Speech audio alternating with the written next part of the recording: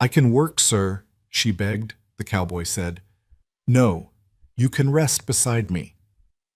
When Clara Wynne collapsed into the arms of a stranger on the desolate Wyoming frontier, she never imagined those strong hands would change her life forever. One woman's desperate plea to earn her keep, one cowboy's unexpected answer that defied everything the harsh West demanded. What happened next became a love story that would echo across generations. Stay with me until the end and comment your city below so I can see how far this tale of survival and second chances travels across the world. The sun hung low and merciless over the Wyoming territory, turning the endless expanse of prairie grass into an ocean of gold and copper. It was the kind of beauty that could break a person's heart, vast, indifferent, and utterly unforgiving to those who wandered through it unprepared. The Oregon Trail stretched like a scar across the landscape, marked by wagon ruts so deep they seemed carved by the hands of God himself. This was 1868.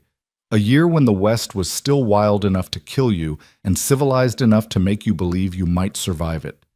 Clara Wynne had believed that once. She didn't anymore. She stumbled forward, each step a negotiation between her body's desperate need to collapse and her mind's stubborn refusal to let the wilderness claim another victim. Her dress, once a respectable blue cotton that her mother had sewn with careful hands, was now a tattered brown thing, stained with dust, blood, and the residue of wood smoke from fires that would never be lit again. The hem dragged through the dirt, collecting burrs and thorns like bitter souvenirs of her journey. Her honey-colored hair, which had been neatly braided when her family's wagon train departed from Missouri 3 months earlier, now hung in tangled ropes down her back, streaked with ash and grime. The attack had come at dawn, 4 days ago. Or was it 5? Time had become as fluid as the heat waves shimmering in the distance, bending and warping until Clara could no longer trust her own memory. She remembered the sound first, a war cry that split the morning silence like an axe through wood. Then the thunder of hooves, the screaming, the impossible speed with which everything she knew had been torn apart. Her father had pushed her behind a water barrel, his weathered face suddenly young with fear. "Stay down, Clara. Whatever happens, you stay down." Those were the last words he'd spoken to her. She'd obeyed, pressing herself into the dirt while the world exploded around her. When silence finally returned, a silence so complete it felt like deafness, she'd emerged to find the wagon train destroyed. Bodies lay scattered across the prairie like discarded dolls. Her father, her mother, her younger brother Tommy, who had turned 12 just a week before, and who had been so excited about seeing Oregon, about starting fresh in a place where the trees grew so tall they blocked out the sky. Clara had walked away from that scene with nothing but the clothes on her back and a canteen that was already half empty. She'd walked because staying meant dying there among the ashes and the dead. And something in her, some kernel of stubbornness inherited from her father's Swedish blood, refused to grant the wilderness that satisfaction. Now, that stubbornness was nearly spent. Her lips were cracked and bleeding, each breath a small agony in her parched throat. The canteen had run dry yesterday, or the day before. She couldn't remember. The sun felt like a physical weight pressing down on her shoulders, and her vision kept tunneling, darkening at the edges before snapping back into painful clarity. She knew these were warning signs, knew that her body was beginning to shut down, conserving resources for organs more vital than consciousness. But she kept walking because walking was all she had left. The prairie stretched before her in endless repetition, the same clumps of sagebrush, the same rust-colored dirt, the same distant mountains that never seemed to get any closer. A hawk circled overhead, riding thermals in lazy spirals, and Clara found herself envying its freedom. To see the world from above, to understand the pattern of things instead of being trapped in the endless, ground-level monotony of survival. That's when she saw it. At first, she thought it was another hallucination. She'd been having them for the past day. Visions of her mother's kitchen back in Missouri, the smell of fresh bread, Tommy's laughter echoing through rooms that no longer existed. But this vision didn't fade when she blinked. A structure, maybe a mile distant, where the prairie began to roll into gentle hills. Not a mirage born of heat and desperation, but something solid, something real. A ranch. Clara's heart, which had been beating in a slow, defeated rhythm, suddenly surged with something dangerous, hope. She'd learned over the past days that hope was more dangerous than despair because hope required energy, required the willingness to be disappointed one more time. But she couldn't stop it from flooding through her veins, couldn't stop her feet from moving faster, her cracked lips from forming a word she hadn't spoken in days. Please. The distance that had seemed like a mile revealed itself to be crueler than that. Perhaps 2 miles, perhaps 3. Each step became a battle. Her vision began to tunnel again, and this time it didn't snap back as quickly. The edges of the world grew soft and dark, as if she were looking through a telescope that someone was slowly closing. Her foot caught on a rock, and she stumbled, barely catching herself on her hands. The impact sent shockwaves of pain through her palms, which were already raw and blistered from her days of walking. Get up, she told herself. Get up, Clara Wynne. Get up. She got up. The ranch resolved itself into distinct features as she drew closer.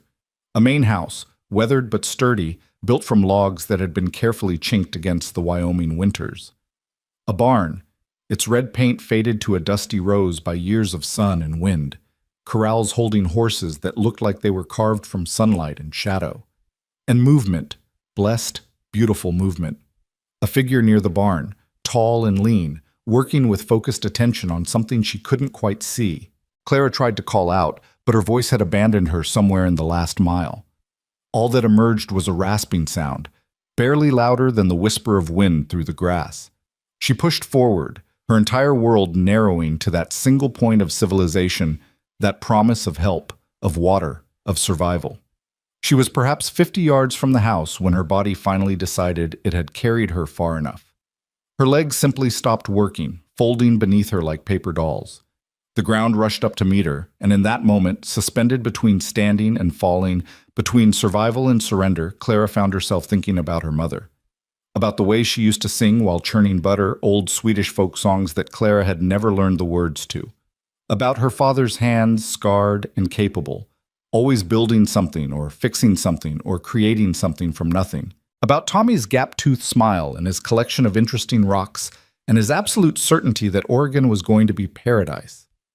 Then strong arms caught her, stopping her fall with a certainty that seemed impossible. The world tilted, and she found herself cradled against someone's chest, her face pressed against fabric that smelled like leather and sage and something clean, something human. "Hold on, miss." The voice was deep, steady, with the kind of calmness that only came from a man who'd seen enough trouble not to panic when it arrived. "I've got you. Just hold on now." Clara tried to respond, tried to explain about the attack and the water and the walking, but her tongue felt thick and useless in her mouth. Her eyes fluttered, catching glimpses. A strong jaw covered in several days' worth of dark beard, eyes the color of rain-washed slate, a face that might have been handsome if it weren't so grave with concern. "Water," she managed to croak out. "Please. Going to get you water right now, miss. Going to get you fixed up. You're safe now. You hear me? You're safe." Safe. The word seemed impossibly foreign, a sound from another language, another life. Clara wanted to laugh or cry or explain that nowhere was safe, that safety was an illusion people told themselves while the world waited to show them otherwise. But darkness was pulling at her consciousness, patient and persistent, and she was so tired of fighting. She let herself fall into it, trusting, for the first time in days, that someone else would catch her. When Clara woke, the first thing she noticed was softness. For days, she'd known only hard ground and harder walking, her body a catalog of aches and bruises. But now she was lying on something that gave beneath her weight, cradling her body with impossible gentleness. A bed. She was in a bed. Her eyes opened slowly, adjusting to lamplight that seemed bright as the sun after days of harsh daylight and cold nights. She was in a small room, simply furnished but clean. A window showed darkness beyond. Night had fallen while she'd been unconscious. The walls were log construction, chinked and sturdy, and a braided rug covered the wooden floor. A rocking chair sat in one corner, and atop a simple dresser, a wash basin and pitcher waited with practical efficiency. Clara tried to sit up and immediately regretted it. Her head swam, and every muscle in her body screamed protest. She'd made it perhaps 3 inches off the pillow when a voice stopped her. "Easy now. You've been out for near about 6 hours." She turned her head, slowly, carefully, and found the source of the voice. The man who'd caught her stood in the doorway, holding a tray that bore a bowl of something that sent steam curling into the air. In the lamplight, she could see him more clearly. He was probably in his early 30s, tall and lean in the way of men who worked hard for their living. His dark hair was slightly too long, curling around his ears and the collar of his shirt. The beard she'd glimpsed earlier was neatly trimmed now, but it was his eyes that caught her, gray and steady, with a kindness in them that seemed at odds with the hardness that frontier life usually carved into men. "Who are you?" Claire's voice came out as a rasp, and she winced at the sound of it. "Name's Elias Griffin. This is my ranch." He moved into the room with careful, deliberate movements, setting the tray on a small table beside the bed. "And before you start worrying, you're perfectly safe. I've got a housekeeper, Mrs. Whitley, but she's visiting her daughter in town for a few days. You've got my word as a gentleman that you've got nothing to fear under this roof." The formality of his speech, the careful way he maintained distance from the bed, the openness of his explanation, all of it spoke to a man who understood how vulnerable a woman alone in a strange place might feel. Clara felt something in her chest unclench slightly. "I'm Clara," she said. "Clara Wynne. Miss Wynne." Elias nodded, a small gesture of acknowledgement. "Think you can sit up a little? You need to get some food and water in you. You're dehydrated something fierce." With his help, his touch gentle but impersonal, supporting her shoulders while she shifted against the pillows, Clara managed to prop herself into a sitting position. The room spun briefly before settling. Elias handed her a cup of water, and Clara had to force herself to sip it slowly when every cell in her body screamed to gulp it down. "Small sips," Elias coached, watching her carefully. "I know you want to drink the whole thing, but your stomach's probably pretty empty. Too much too fast and you'll just sick it back up." Clara obeyed, though it took every ounce of willpower she possessed. The water was cool and clean, and it felt like life itself flowing down her throat. After she'd finished half the cup, Elias handed her the bowl, a simple broth, clear and fragrant with herbs. "It's just chicken broth," he explained. "Nothing heavy. We'll work you up to real food once your stomach remembers what it's for." Clara ate in silence, and Elias stood by the window, giving her privacy while remaining close enough to help if she needed it. The broth was the most delicious thing she'd ever tasted, not because it was particularly special, but because she was alive to taste it. Each spoonful was a small miracle. When she'd finished as much as she could manage, Elias took the bowl and settled into the rocking chair, maintaining that careful distance. In the lamplight, with his hands folded and his expression patient, he looked like a man prepared to wait as long as necessary. "Do you want to tell me what happened to you?" he asked gently. "Or would you rather rest first?" The kindness in his voice nearly undid her. Clara felt tears burning behind her eyes, the first tears she'd allowed herself since the attack. She'd been too busy surviving to cry, too focused on the next step and the next breath to let herself feel the enormity of what she'd lost. But here, in this quiet room with this quiet man, the walls she'd built to contain her grief began to crack. "My family," she started, and her voice broke. She took a breath, steadied herself. "We were on a wagon train, heading to Oregon. We were attacked. 4 days ago, I think, maybe 5. Everyone—" She couldn't finish the sentence. Elias's expression didn't change, but something in his eyes grew darker, heavier. "I'm sorry," he said simply.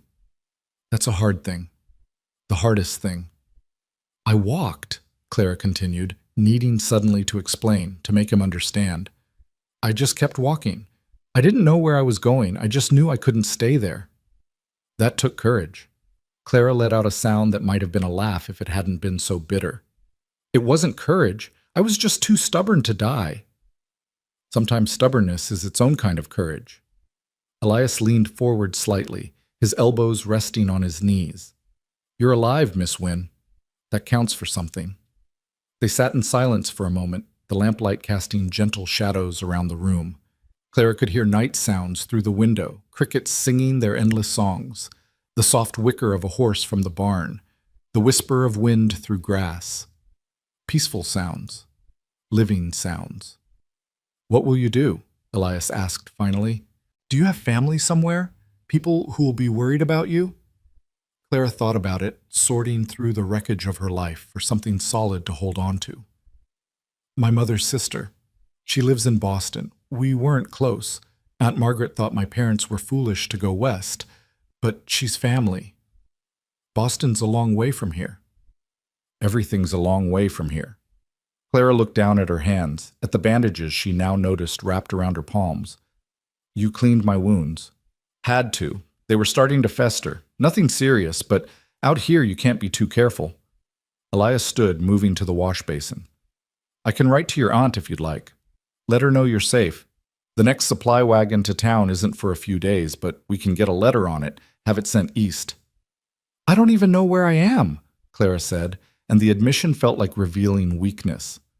You're about 30 miles southwest of Fort Bridger. The ranch is called the Griffin Holding, though that's fancy talk for what's really just a stubborn patch of land and some good water rights. Elias dampened a cloth in the wash basin and brought it to her. Here, for your face. You've got trail dust about 3 layers deep. Clara took the cloth and pressed it against her face, feeling the cool dampness cut through the grime. The simple act of washing felt impossibly luxurious. When she lowered the cloth, it came away brown with dirt. I can pay you, she said suddenly. Not right now. I don't have anything. But I can work. I can cook and clean and mend. I can... Miss Wynne. Elias held up a hand, his voice still gentle but firm. You're not in my debt. You don't owe me a thing. I can't just take your charity. It's not charity. It's being human. He moved back to the doorway, giving her space again. Right now, you need to rest and heal. We can talk about the future when you're stronger. I'm going to let you sleep now. If you need anything in the night, I'm just across the hall. Don't hesitate to call out. He was almost out the door when Clara's voice stopped him. Mr. Griffin, thank you for saving my life. Elias turned back, and for the first time she saw him smile. Just a small curve of his lips, but it transformed his face, softening the hard edges that the frontier had carved into it. You're welcome, Miss Wynne. Sleep well. Clara woke to sunlight streaming through the window and the sound of someone moving around beyond her door. For a moment she couldn't remember where she was, her sleep-fogged mind expecting to hear her mother humming in the kitchen or Tommy's off-key whistling. Then memory crashed back, and with it the weight of loss. But there was also relief. She was alive. She was safe. She was in the ranch house of a man named Elias Griffin, who had caught her when she fell. She sat up slowly, testing her body's capacity for movement. Everything ached, but it was the manageable ache of overused muscles rather than the desperate agony of the day before. The water and food and rest had begun their work. On the chair beside the bed, she found a clean dress laid out, simple blue calico, worn but well mended. Next to it was a hairbrush and a bar of soap that smelled faintly of lavender. Clara rose carefully and made her way to the wash basin. Someone, Elias presumably, had filled it with fresh water. She washed as best she could, scrubbing away days of grime until the water in the basin turned gray. Her reflection in the small mirror above the dresser showed a stranger, hollow-eyed, painfully thin, her skin sunburned and peeling, but alive, unmistakably alive. The dress fit reasonably well, if a little loose in the shoulders. Clara wondered whose it had been, but pushed the question aside. She braided her hair with fingers that shook slightly from weakness and hunger, and then, taking a deep breath, she opened the bedroom door. The main room of the house was larger than she'd expected, open and airy with windows that let in the morning light. A stone fireplace dominated one wall, its mantel bare except for a clock and a few books. The furniture was simple but well made. A table with 4 chairs, a sitting area with a worn sofa and 2 armchairs, shelves filled with more books than she'd expected to find in a frontier ranch house. The place was clean but clearly lacking a woman's touch, functional rather than decorative, organized with military precision rather than homey comfort. Elias stood at the stove, his back to her, doing something with a cast-iron skillet that sent the smell of bacon wafting through the room. He'd clearly been up for hours. His hair was damp from washing, and he was dressed in clean work clothes. When he turned and saw her, surprise flickered across his face. "Miss Wynne, I didn't expect you to be up yet." "I've imposed on your hospitality enough without sleeping the day away," Clara said, her voice still rough but stronger than the night before. "It's not even 7 in the morning, and you nearly died yesterday. I'd hardly call sleeping late an imposition."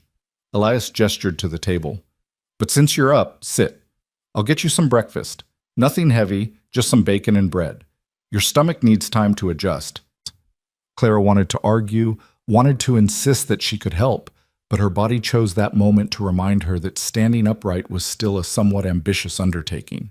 She sank into one of the chairs with more force than grace. Elias brought her a plate with 2 strips of bacon and a slice of bread spread with butter. He also set down a cup of coffee. Real coffee, dark and fragrant. Clara stared at the meal as if it were a feast. "Go on," Elias encouraged, settling into the chair across from her with his own plate. "Eat." The bacon was crispy and perfectly salted. The bread was fresh, baked today, probably before dawn. The coffee was strong enough to wake the dead. Clara ate slowly, savoring each bite, while Elias maintained a companionable silence. He didn't hover or watch her eat. Instead, he focused on his own meal, giving her the dignity of privacy while remaining present enough to help if she needed it. When they'd both finished, Clara started to reach for the plates, but Elias shook his head. "You're still recovering. I'll clean up." "Mr. Griffin." "It's just Elias. No need for formality out here." "Elias, then." Clara folded her hands on the table. "I meant what I said last night. I can work. I can earn my keep while I'm here." Elias stood and carried the plates to the wash basin. For a moment he didn't respond, his attention apparently focused on the mundane task of cleaning. Then he turned, leaning back against the counter, his arms crossed over his chest. "Why do you feel the need to earn your keep?" The question caught Clara off guard. "Because I'm not a charity case. Because I won't be beholden to anyone. Because I've got nothing left but my pride, and I'll be damned if I let the wilderness take that too." The words came out sharper than she'd intended, edged with the anger that had been building beneath her grief. Anger at the senselessness of the attack, at the injustice of survival, at a world that kept turning even when your entire life had been destroyed. Elias studied her for a long moment, his gray eyes thoughtful. "I understand pride, Miss Wynne. I do. But I also understand that sometimes the bravest thing a person can do is let themselves be helped without conditions attached." "You don't understand." Clara heard her voice rising and struggled to control it. "I need to be useful. I need to have purpose. If I just sit here and rest and let you take care of me, I'll—" She stopped, unable to articulate what she feared, that she'd fall apart, that she'd have time to think about what she'd lost, that the grief would swallow her whole. Elias was quiet for a moment. Then he crossed to the table and sat down again, his movements deliberate and unhurried. When he spoke, his voice was gentle but firm. "All right, I hear you. But here's the deal. You can help around the house, but only when you're strong enough. No pushing yourself until you're sick again. And you accept help when you need it without arguing. Those are my terms."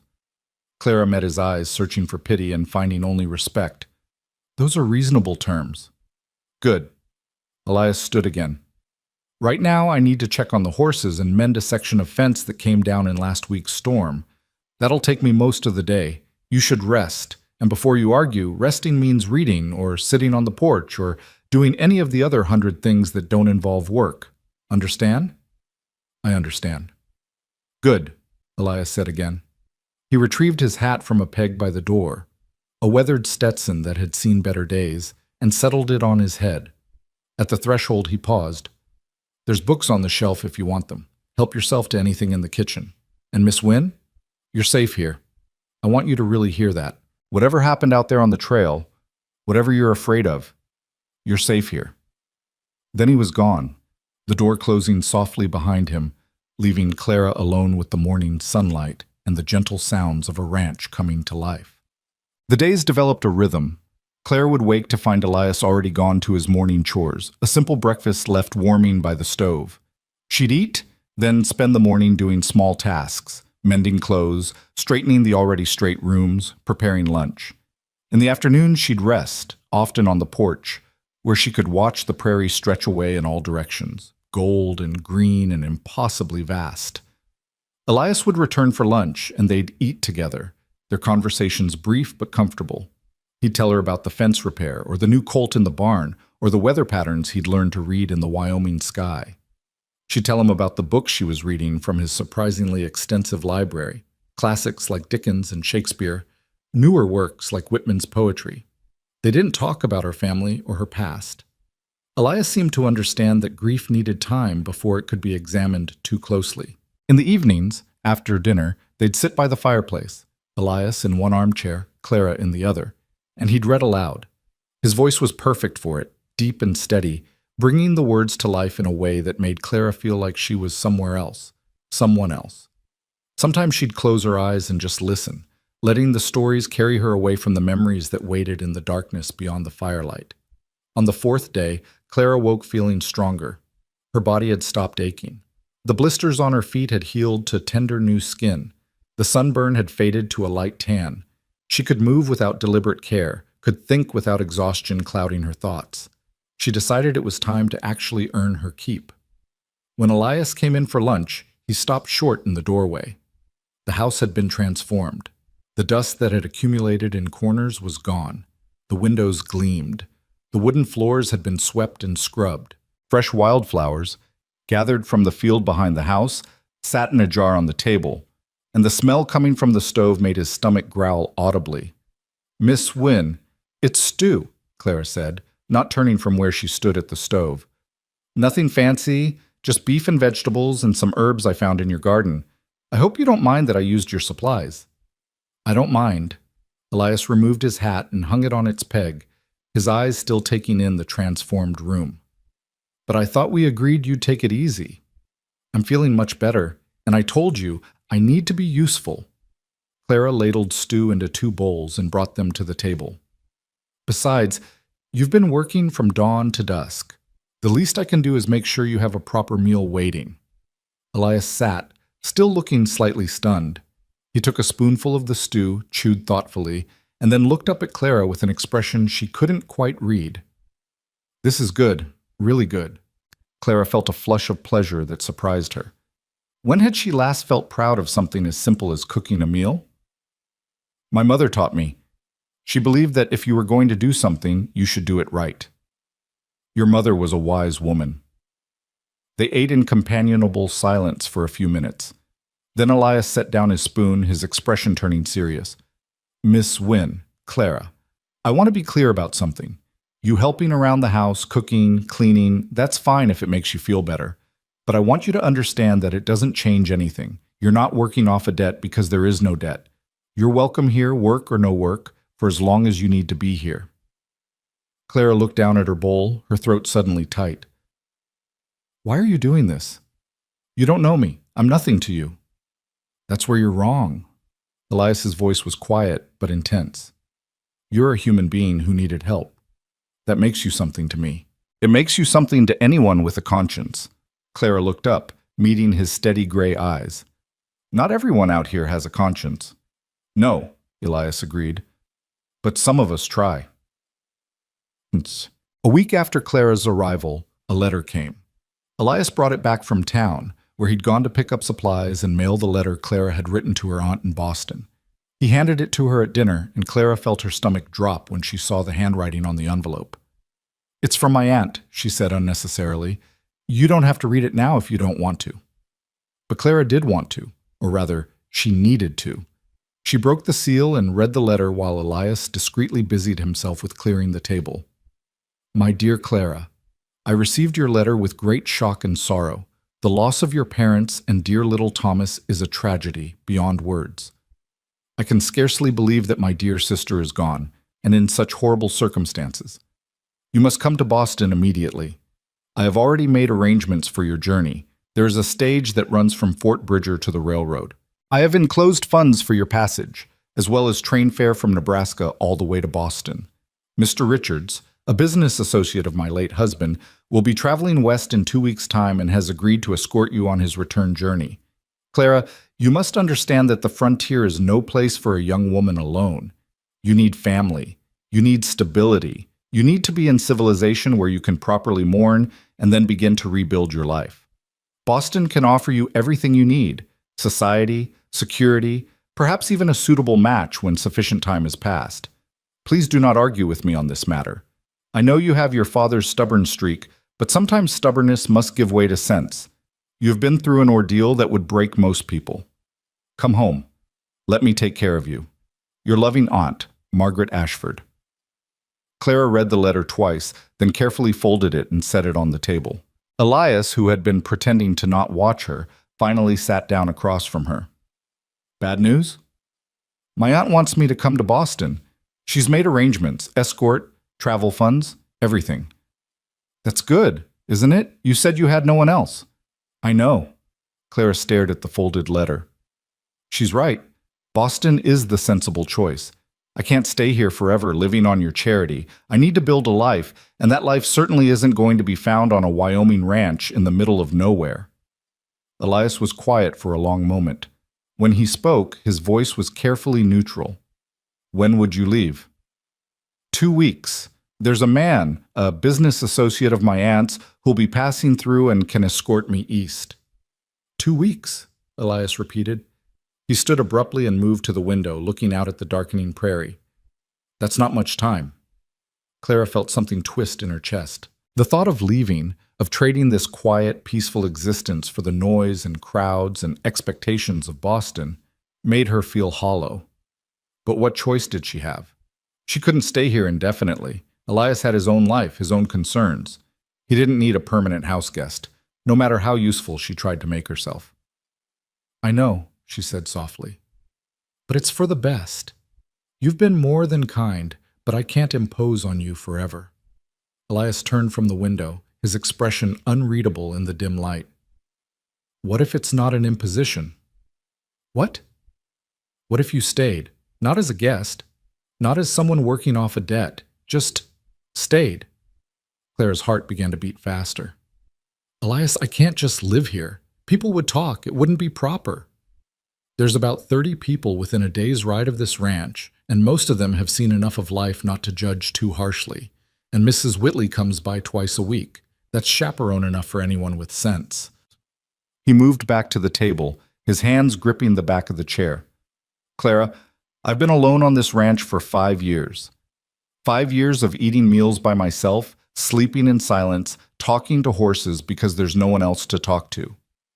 Then you show up, and suddenly this house feels like a home instead of just a place to sleep between work. The food tastes better, the evenings feel shorter, the mornings feel like something worth waking up for. Clara stood, her legs suddenly unsteady. Elias, I'm not asking you to stay forever. I'm not asking for anything except that you think about whether Boston is really what you want, or if it's just what seems proper. Think about it, Clara. That's all I'm asking. He left then, stepping out into the night, leaving Clara alone with the lamplight and the letter, and a decision that suddenly seemed far more complicated than it should have been. The next 2 weeks passed with a strange, bittersweet quality. Clara found herself noticing things she'd taken for granted. The way the morning light streamed through the kitchen windows, painting everything gold. The sound of Elias's voice when he read in the evenings. The absolute silence of the prairie at night, broken only by wind and the occasional coyote's call. The sense of peace that had slowly, steadily seeped into her bones. She caught herself thinking about Boston less as a destination and more as an obligation. Aunt Margaret meant well, Clara knew that, but Boston represented a return to a life that had never quite fit her, even before the wagon train west. The social expectations, the careful propriety, the sense of living in a box built by other people's rules and assumptions. Here, on the ranch, she could breathe. She didn't speak to Elias about his proposal. They both seemed to silently agree to let the question hang in the air, unanswered and unexamined. Instead, they simply lived, working, eating, reading, existing in a companionship that had become as natural as breathing. But time was a relentless thing, and the day came when Elias returned from town with news. Mr. Richards arrived in Fort Bridger yesterday, he said over dinner, his voice carefully neutral. He'll be at the Turner Ranch tomorrow afternoon. It's about 2 hours' ride from here. He's expecting to leave the day after, so if you're going to go, you'll need to ride over with me tomorrow. Clara set down her fork, her appetite suddenly gone. Tomorrow. Yes. That's sooner than I expected. Time moves fast out here. Elias pushed food around his plate without eating. If you want to go, I'll take you. If you want to stay, I'll ride over and tell Richards you've changed your plans. The moment had arrived, the choice laid bare. Clara looked around the room, at the curtains she'd hemmed last week, at the flowers she'd put in the window, at the book lying open on the side table, marking the place where Elias had stopped reading the night before. She thought about Boston, about Aunt Margaret's careful concern and the life of respectable widowhood that surely awaited her there. Safe, proper, predictable, empty. She looked at Elias, really looked at him, saw the tension in his shoulders, the careful blankness of his expression that couldn't quite hide the hope and fear warring in his eyes. This man who had caught her when she fell, who had cared for her without expectation or demand, who had given her space to heal and purpose to live in companionship that asked for nothing but her presence. Boston may have comfort, Clara said slowly, but it doesn't have purpose. Elias's hand stilled on his fork. What are you saying? I'm saying that I've spent my whole life doing what was proper and expected, following the rules, making the sensible choices. And where did it get me? Watching my family die while I hid behind a water barrel. Clara felt tears burning in her eyes but refused to let them fall. I don't want to be safe anymore, Elias. I don't want to be respectable. I want to be alive, really, truly alive. And I feel more alive here, in this ranch house in the middle of nowhere, than I've felt anywhere else. Clara. His voice was rough with emotion. So no, I won't be riding to the Turner Ranch tomorrow. You can send my regrets to Mr. Richards and my apologies to Aunt Margaret. I'm staying here. The words hung in the air between them, heavy with implication and promise. Elias stood slowly, his chair scraping against the floor, and for a moment Clara thought he might embrace her. But he simply nodded, his eyes bright with something that might have been tears. All right then, he said softly. You'll stay. I'll stay. Good. He cleared his throat, visibly composing himself. Then we should probably discuss the practical matters. Mrs. Whitley's been wanting to come by more often, says the house needs a woman's regular touch. If she comes by 3-4 times a week, that should satisfy anyone concerned about propriety. And the ranch, well, it could use another heartbeat, another purpose. Clara smiled, feeling lighter than she had in weeks. The ranch could use another heartbeat. Is that your way of saying you want me here? Elias met her eyes, and for the first time since she'd known him, he smiled fully, a real smile that transformed his serious face into something almost boyish. Yes, Clara. That's my way of saying I want you here. Very much. They stood there in the lamplight, the remains of dinner forgotten, two people who had found each other in the midst of tragedy and wilderness and impossible odds. Outside, the Wyoming night pressed against the windows, vast and dark and full of stars. Inside, in the warm glow of the fireplace, two hearts began the slow, careful process of learning to beat in tandem. Clara had come to this ranch broken and lost, seeking only survival. But she was staying for something far more precious, the possibility of belonging, of home, of a future built not on expectations and propriety, but on choice and courage, and the quiet strength of two souls who had learned that sometimes the best thing you can do is simply catch someone when they fall, and trust them to catch you in return. The morning after Clara's decision dawned clear and cold, the kind of Wyoming autumn day that promised winter wasn't far behind. She woke to the sound of Elias moving around in the main room, the familiar rhythm of his morning routine now as natural to her as her own heartbeat. But this morning felt different. Everything felt different. She had chosen to stay, had spoken the words aloud, and in doing so had committed herself to a future she couldn't quite see but wanted desperately to discover. Clara dressed quickly in the blue calico that had become her daily uniform and braided her hair with fingers that trembled slightly. Not from fear exactly, but from the weight of what she'd done. She'd turned her back on respectability, on family obligation, on everything a proper young woman was supposed to want. And somehow, that felt exactly right. When she emerged from the bedroom, Elias was at the stove, his back to her, his shoulders tense in a way that told her he'd been awake most of the night thinking. He turned when he heard her footsteps, and their eyes met across the room. For a moment, neither of them spoke.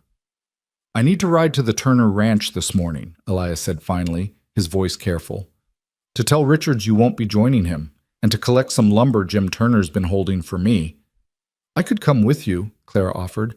"It seems cowardly to send you to deliver my refusal." Elias shook his head. "No need for that. Besides, I think you being there would just make things more complicated. Richards is likely to try to convince you otherwise, and your aunt has probably given him a whole speech about duty and propriety." Clara smiled despite herself. "You know my aunt remarkably well for never having met her." "I know the type." Elias poured coffee into 2 cups and brought them to the table. "Besides, it'll give you time to write her a proper letter, explaining your decision in your own words. That's better than secondhand news from Richards." They sat together in the early morning light, drinking coffee and not quite looking at each other. The easiness that had developed between them over the past weeks felt suddenly fragile, as if Claire's decision to stay had shifted something fundamental in their relationship. They were no longer simply host and guest, no longer patient and caretaker, but what they were now remained undefined, hanging in the air between them like a question neither was quite ready to answer. "I should be back by early afternoon," Elias said, finishing his coffee and standing. "Mrs. Whitley's coming by around midday to discuss her new schedule. I told her you'd be here." "What did you tell her? About me staying?" Elias paused, his hand on his hat. "I told her the truth, that you're a woman who survived a terrible tragedy and needs a place to heal, that the ranch has room for you, that it's the decent thing to do." He settled the Stetson on his head. "She didn't ask questions. Mrs. Whitley's good that way." After he left, Clara found herself restless. She cleaned the breakfast dishes, swept the already clean floors, and finally settled at the table with paper and pen. The letter to Aunt Margaret needed to be written, but the words felt impossible to find. How did you explain to someone who valued propriety above all else that you'd chosen to stay with a bachelor rancher you'd known for barely 2 weeks? That you'd chosen uncertainty over security, wilderness over civilization, feeling alive over feeling safe? She began 3 different letters, wadding up each attempt and starting over. Finally, she forced herself to simply write from the heart. "Dear Aunt Margaret, I received your letter and your generous offer with deep gratitude. I know you mean well, and I know you believe Boston is the right choice for me. Perhaps for many women it would be. But I've discovered something about myself in these past weeks. I am not the woman I thought I was. The tragedy that took my family also broke something open in me. It showed me that life is shorter and more precious than I ever understood, that safety is an illusion, that propriety and social standing matter very little when you're walking through the wilderness wondering if you'll see another sunrise. I have found purpose here, Aunt Margaret. I have found peace. Mr. Griffin's ranch is not a prison or a scandal. It is a place where I can breathe, where I can rebuild myself into someone stronger than I was before. Mrs. Whitley, a respectable widow from town, will be here several times a week. My reputation will remain intact. I know this is not the choice you would make for me, but it is the choice I am making for myself. I hope, in time, you will understand. With love and respect, Clara." She sealed the letter and set it aside, feeling both relieved and anxious. The die was cast. There was no going back now. Mrs. Whitley arrived precisely at noon, driving a small wagon with the practiced ease of a woman who'd been handling horses since childhood. She was in her 60s, rail-thin and sharp-eyed, with gray hair pulled back in a severe bun. Her dress was practical homespun, and her hands were work-roughened. She looked like someone who'd seen every hardship the frontier could offer and had survived them all through sheer stubbornness. "You must be Miss Wynne," she said, climbing down from the wagon without assistance. "I'm Beatrice Whitley. Elias tells me you'll be staying on." Clara felt her cheeks flush. "Yes, ma'am. I hope that doesn't cause you any concern." Mrs. Whitley fixed her with a long, assessing look. Then, unexpectedly, she smiled.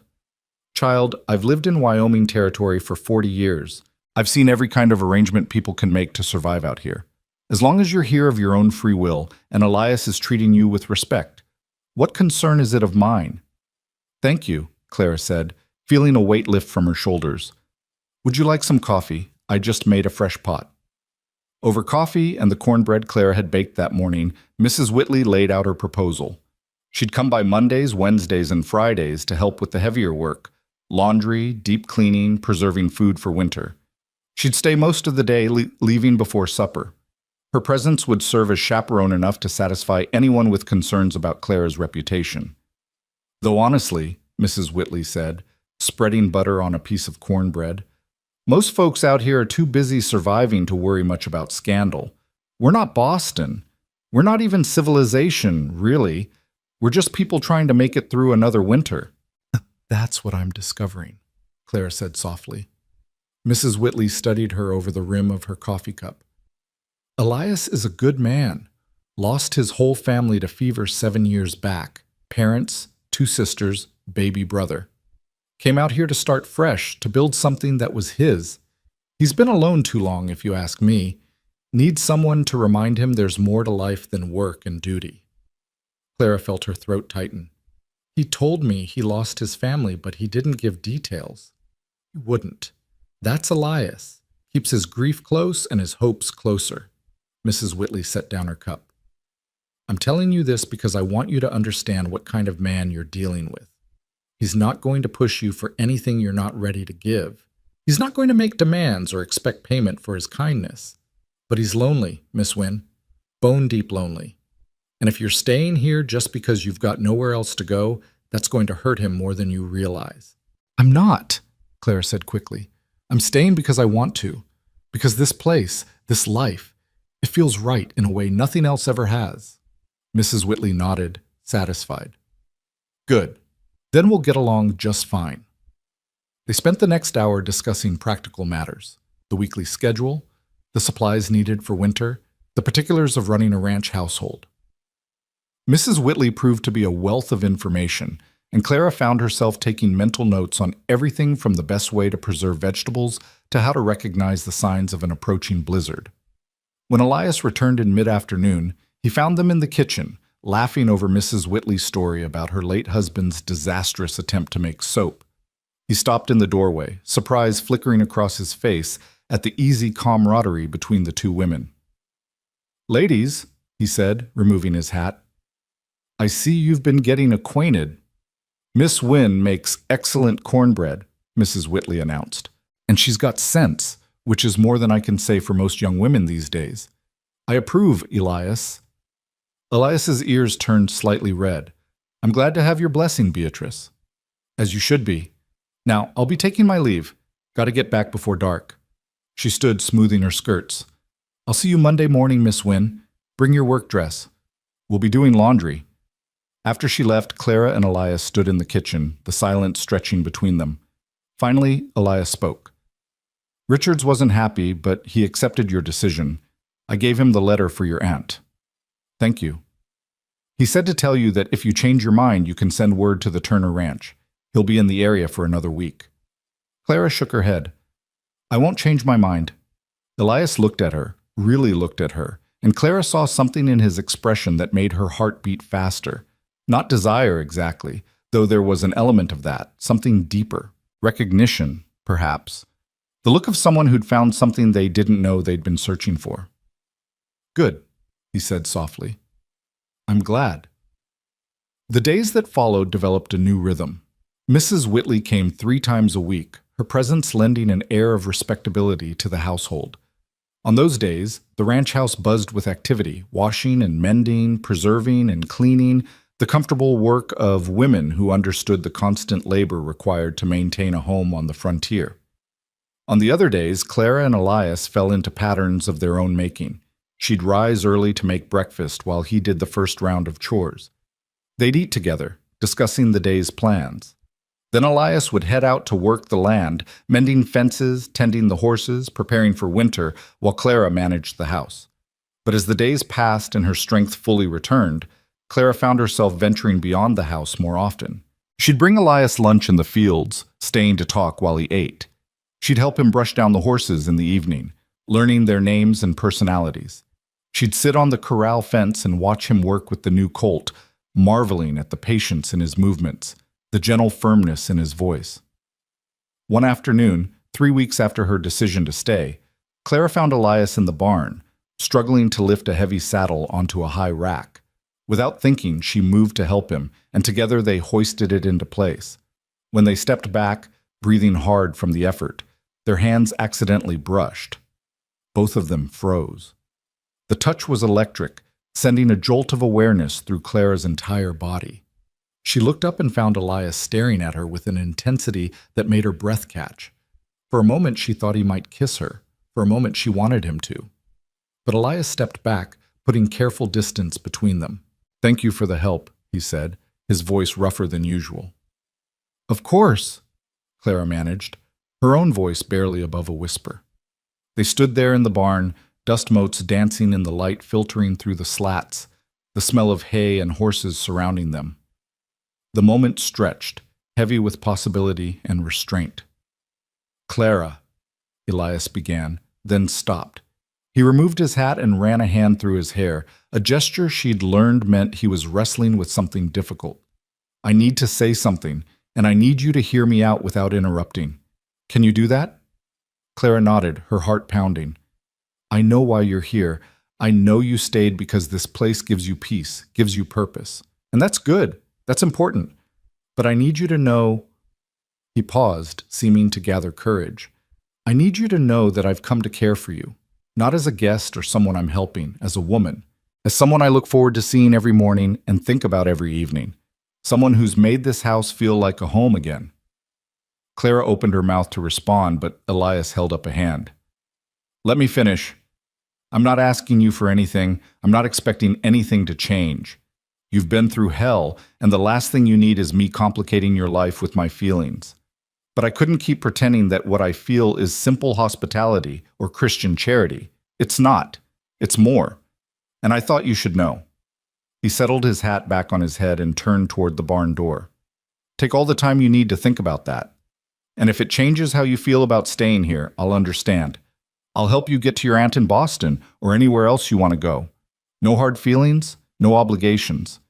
Then he walked out, leaving Clara standing in the barn with her heart racing and her mind spinning. She pressed her hand to her chest, feeling the rapid beat beneath her palm.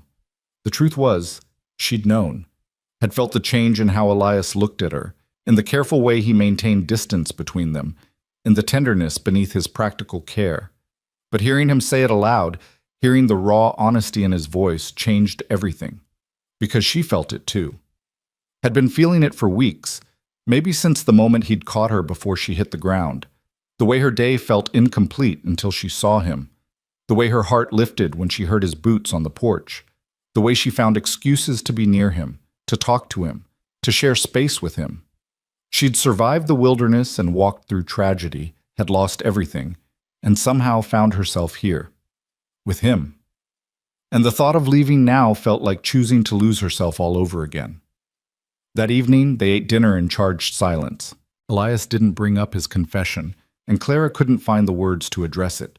They cleaned up together, moving around each other with careful choreography, and then settled into their usual spots by the fire. Elias picked up the book they'd been reading, a collection of adventure stories, but he didn't open it right away. "Clara, I'm sorry if I made you uncomfortable earlier. That wasn't my intention." "You didn't?" Clara said quickly. She took a breath, steadying herself. "Elias, look at me." He did, his gray eyes wary and hopeful all at once. "I need to tell you something too," Clara continued, "and I need you not to interrupt." A ghost of a smile touched his lips. "Fair enough." Clara twisted her hands in her lap, searching for the right words. "When I stumbled onto your ranch, I was a ghost. I was already dead in every way that mattered. I just hadn't stopped moving yet. You didn't just save my life, you gave me back my life. You gave me purpose and peace, and a place where I could remember who I was before tragedy tried to erase me." She paused, gathering courage. "But somewhere along the way, it stopped being about what you gave me and started being about who you are. The way you read to me in the evenings, the way you're patient with the horses, the way you never once made me feel small or helpless or like a burden, the way you see me, not as a victim or a charity case, but as a person, as Clara." Elias had gone very still, his eyes locked on her face. "So when you say you care for me as a woman, I want you to know that I care for you as a man, not as my rescuer or my host, but as Elias. The man who makes me laugh, who challenges me to think, Who makes this rough life feel like exactly where I'm supposed to be. The fire crackled in the silence that followed. Then Elias set down the book and crossed to her chair. He knelt beside it, taking her hand in both of his. Clara Wynne, I don't have much to offer you. This ranch is hard work and harder winters. The nearest town is 3 hours away. You'll go days without seeing anyone but me and Mrs. Whitley.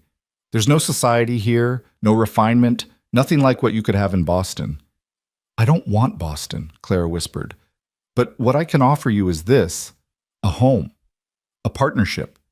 Someone who will never take you for granted or expect you to be anything other than exactly who you are. Someone who will stand beside you through whatever comes next. He paused, his voice dropping lower.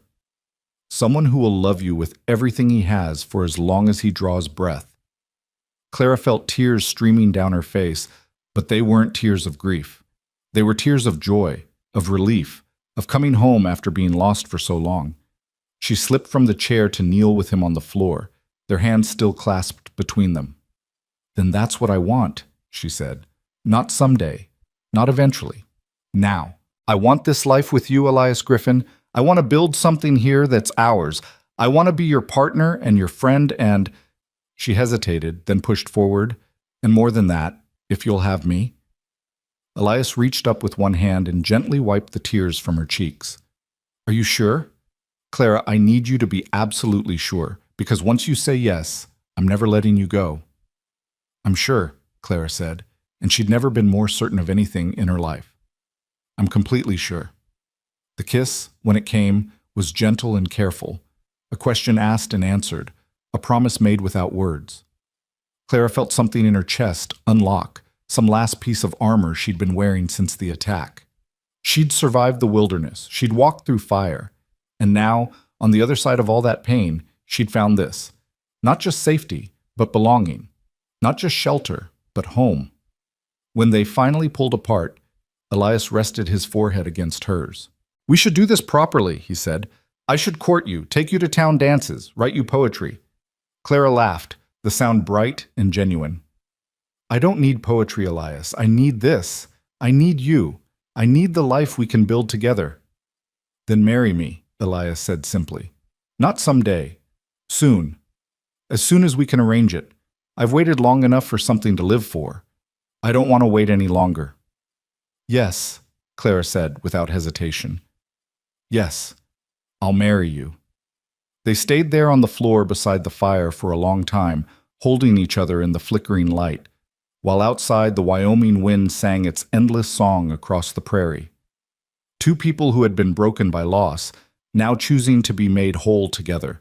Two hearts that had survived the wilderness, now finding refuge in each other. The next morning, Elias rode to town to speak with the minister and file the necessary papers. Clara spent the day and a daze, moving through her chores in a fog of happiness. Mrs. Whitley arrived for her regular day of work and took one look at Clara's face before breaking into a knowing smile. He finally said something, did he? Clara felt herself blush. He asked me to marry him. I said yes. Mrs. Whitley let out a whoop of joy that startled the chickens in the yard. About time! I was beginning to think you two were going to dance around each other until spring. She pulled Clara into a fierce hug. I'm happy for you, child. Truly happy. Elias deserves some joy after all he's been through, and so do you. It's fast, Clara said, voicing the doubt that had been niggling at the back of her mind. People will talk. People always talk. That's what people do. Mrs. Whitley released her and returned to the washing. But anyone with eyes can see that you two fit. Sometimes the heart knows faster than the head. No point in waiting around just to satisfy gossips. The wedding was planned for 2 weeks hence, giving just enough time to arrange the ceremony and for Clara to make herself a proper dress. Mrs. Whitley helped, bringing fabric from town, a beautiful cream-colored wool that would serve as both wedding dress and Sunday best. Together, they cut and pinned and stitched, working by lamplight in the evenings while Elias read aloud or worked on his own preparations. He was building new furniture for the house, a larger wardrobe for their bedroom, a new dining table that would seat 6 instead of 4. For when we have guests, he said, and maybe, someday, for family. The word hung in the air between them, heavy with possibility. Family. something they'd both lost and both longed for, something that could be built again from the ashes of grief. 5 days before the wedding, a letter arrived from Aunt Margaret. Clara opened it with trembling hands, expecting anger or disappointment. Instead, she found something unexpected.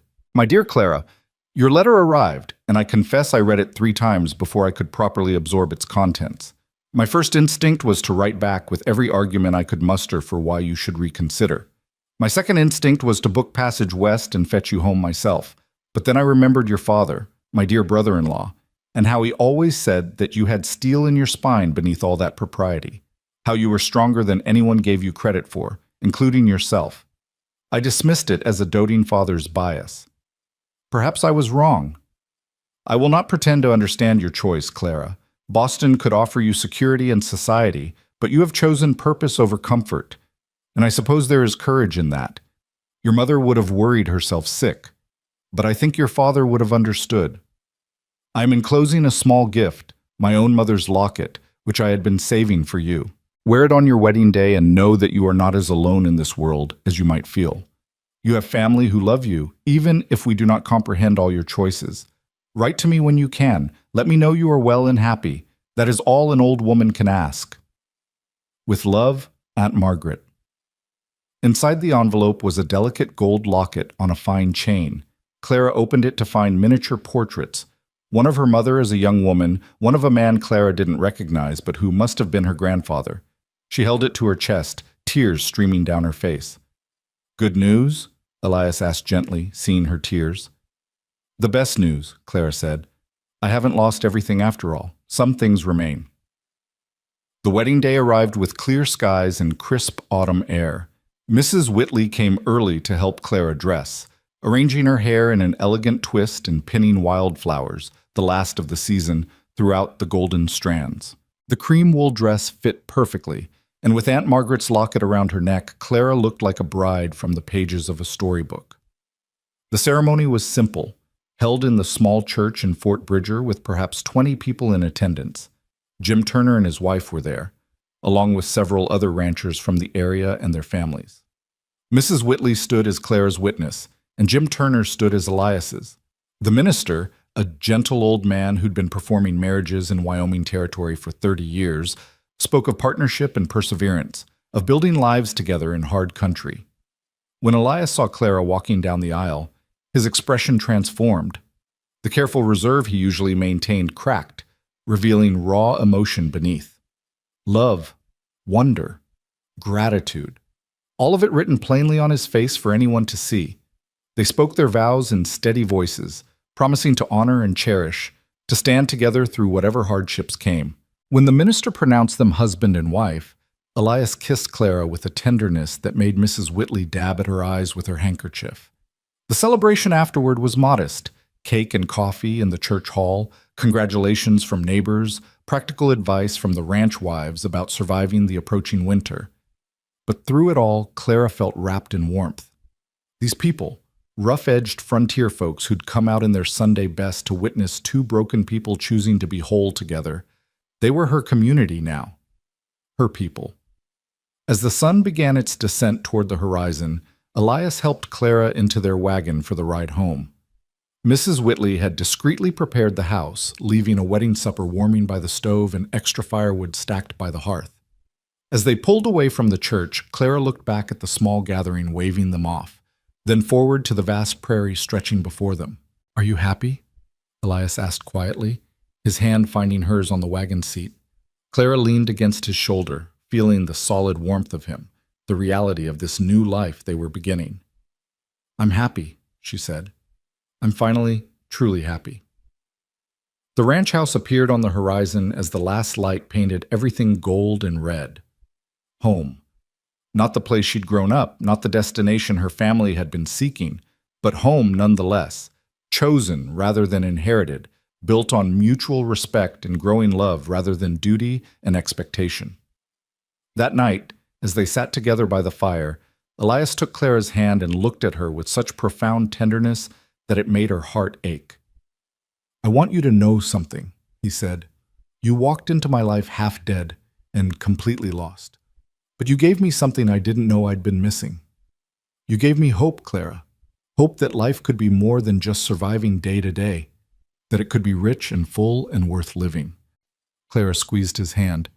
You gave me the same thing. You caught me when I fell, and you've been catching me every day since. They sat in comfortable silence, watching the fire burn low. Two people who had found each other against impossible odds. Outside, the Wyoming night stretched vast and dark, full of challenges yet to come. Brutal winters and harsh summers, loneliness and hardship, and all the trials that frontier life promised. But inside, wrapped in warmth and firelight, and the beginning of forever, Clara and Elias had everything they needed. They had each other. They had purpose. They had home. And that, Clara thought as she drifted towards sleep that night in her husband's arms, was more than enough. It was everything. The first weeks of marriage passed in a haze of discovery and adjustment.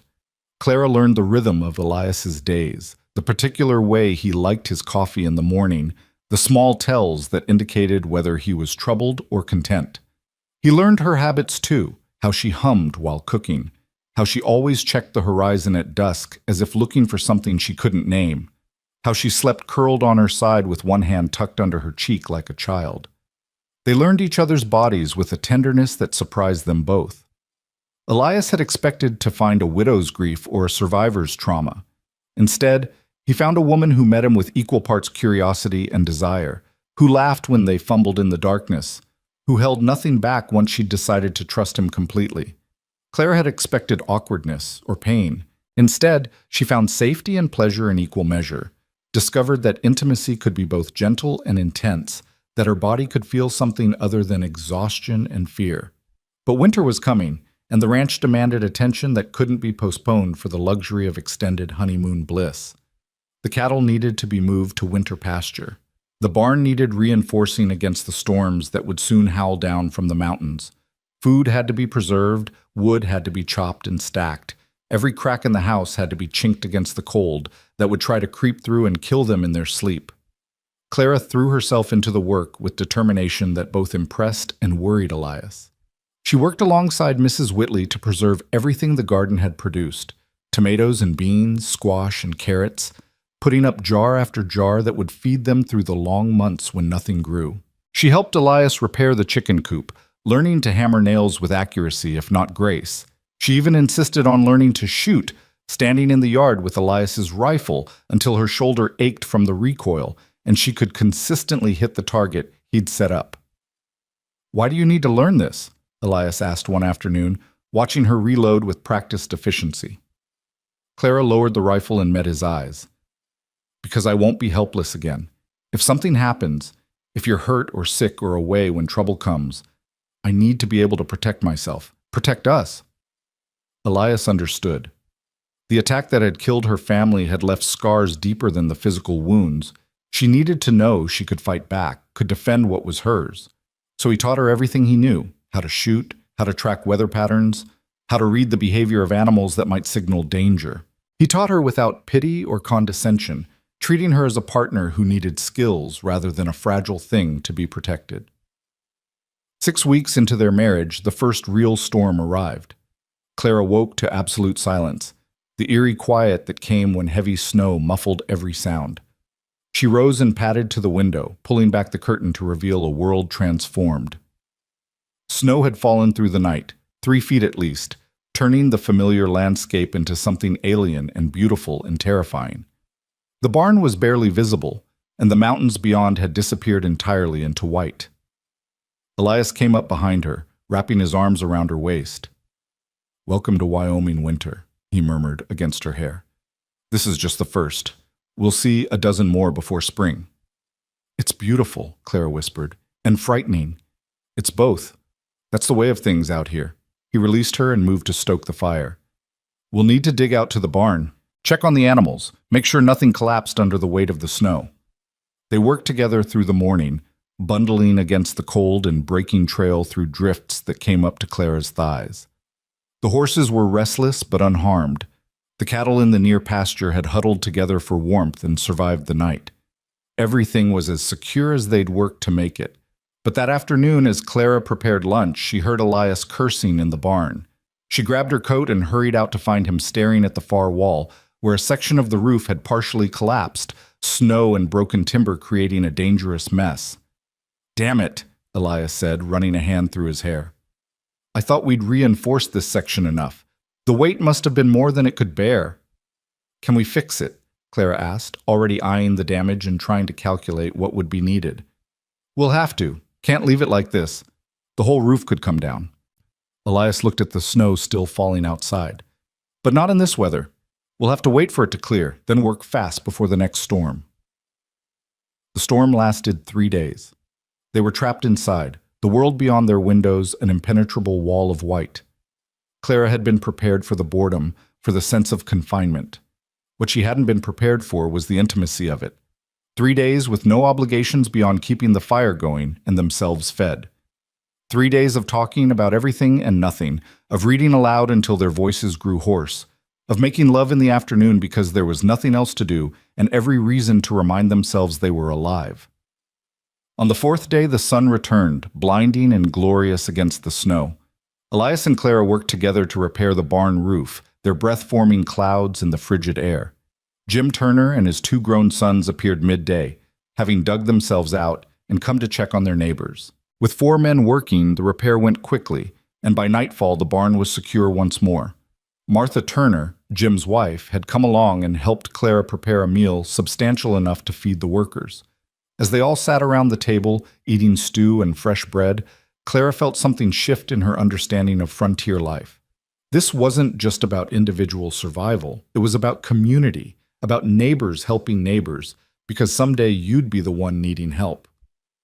"You did good work today, Clara," Jim said, nodding at her across the table. "Not many women would be up on a roof in this weather." "I'm learning that out here. You do what needs doing," Clara replied. "Gender doesn't much matter when a roof needs fixing." Martha laughed, a warm sound that filled the room. "You'll fit in fine here, girl. We need more women with backbone and fewer delicate flowers." After the Turners left, Clara and Elias cleaned up in comfortable silence. When they finally settled by the fire, Clara felt bone-tired but satisfied. She'd worked hard, contributed meaningfully, proven to herself and others that she belonged here. "You impressed Jim today," Elias said quietly, "and that's not easy to do.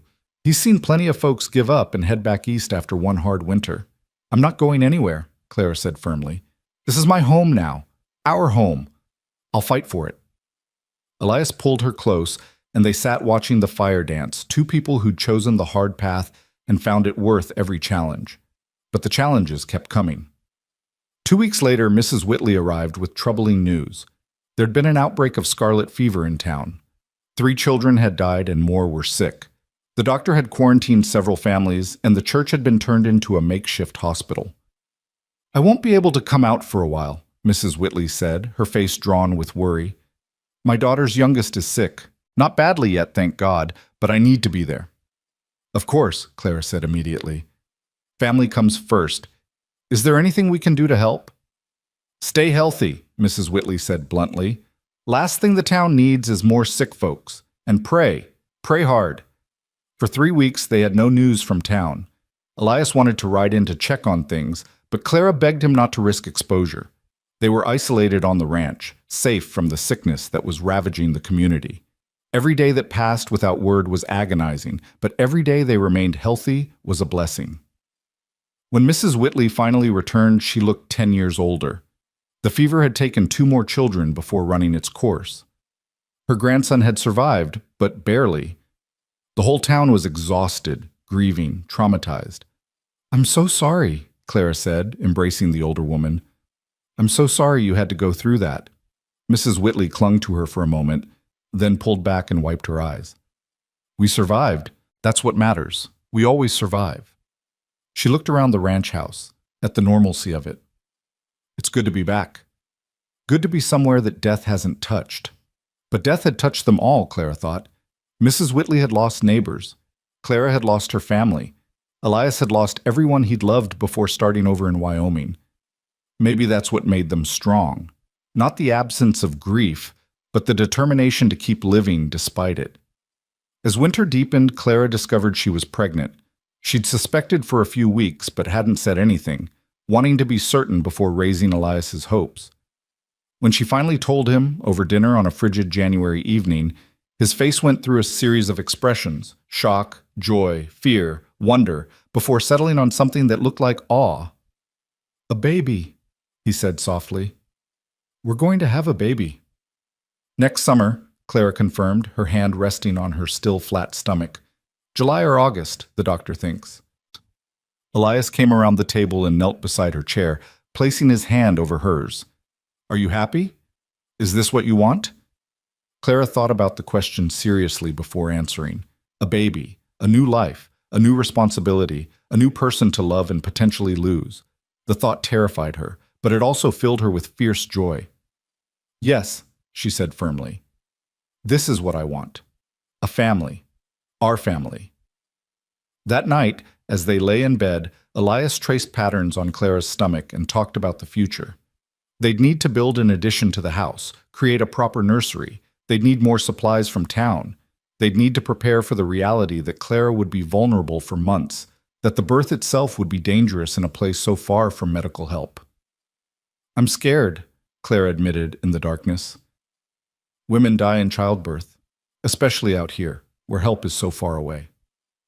"I know," Elias said quietly. "I'm scared too. But we'll do everything we can to keep you safe. We'll get Mrs. Whitley here early. We'll have the doctor standing by in town. We'll prepare for every possibility. And if something goes wrong," Elias pulled her closer, "then we'll face it together, like we face everything else." The pregnancy changed things in ways both subtle and profound. Elias became even more protective, insisting that Clara avoid heavy lifting or anything that might be dangerous. Clara chafed against the restrictions, but understood they came from love rather than condescension. She compromised by taking on more of the lighter tasks: cooking, mending, keeping accounts, while Elias handled the physical labor. Mrs. Whitley was overjoyed at the news and immediately began knitting tiny garments and collecting baby supplies. Martha Turner sent over a cradle her own children had used, beautifully made and well worn. Other ranch wives Clara had met only once or twice sent gifts and advice, welcoming her into the community of frontier mothers. But as Clara's body changed and her belly swelled, she found herself thinking about her own mother more often. Thinking about the stories she'd told of Clara's birth, the songs she'd sung, the wisdom she'd shared about motherhood. Clara missed her with an ache that felt physical, wished desperately that she could ask just one more question, hear one more piece of advice. One evening in early March, as they sat by the fire, Clara voiced her fears to Elias. "What if I'm not a good mother? What if I don't know what to do?" Elias looked up from the harness he was mending. "You'll learn. You'll make mistakes, and you'll figure it out. That's what every parent does." "But I don't have my mother to ask. I don't have anyone who knew me as a child, who can tell me what I was like, who can help me understand." Clara's voice broke. Elias set aside his work and came to sit beside her. "You're right, and that's a loss that nothing can replace. But you have Mrs. Whitley, who's raised 5 children. You have Martha Turner and the other ranch wives, who've all survived what you're about to face. You have me, and we'll figure this out together. And you have your mother's strength, Clara. I see it in you every day." Clara leaned against his shoulder, letting the tears come. Grief was like that. It waited in ambush, striking when you least expected it. But Elias was there to catch her, as he'd been catching her since the day they met. Spring arrived slowly, grudgingly, the snow retreating inch by stubborn inch. As the world turned green again, Clara's belly grew round and prominent. She moved with the careful deliberation of a woman carrying precious cargo, one hand always resting protectively on her stomach. The baby kicked and tumbled inside her, making its presence known at all hours. Clara would lie awake at night, feeling the movements, marveling at the life she was creating. Elias built the nursery addition with help from Jim Turner and his sons, working long hours to have it finished before the baby arrived. It was a small room off the main bedroom, with a window facing east to catch the morning light. He made the furniture himself: a cradle, a changing table, a rocking chair where Clara could nurse. When it was finished, Clara stood in the doorway and cried at the beauty of it, at the love evident in every carefully sanded edge and precisely fitted joint. "It's perfect," she whispered. "Our baby is so lucky to have you as a father." Elias wrapped his arms around her from behind, his hands resting on her swollen belly. "I'm the lucky one," he said. "Both of you, you're everything I never knew I needed." As Clara's due date approached, Mrs. Whitley moved into the ranch house, taking over the spare bedroom so she'd be on hand when labor started. The doctor in Fort Bridger had agreed to come out when sent for, though they all knew that babies arrived on their own schedule and that help might not arrive in time. The waiting was the hardest part. Clara felt huge and uncomfortable, her back aching constantly, sleep elusive.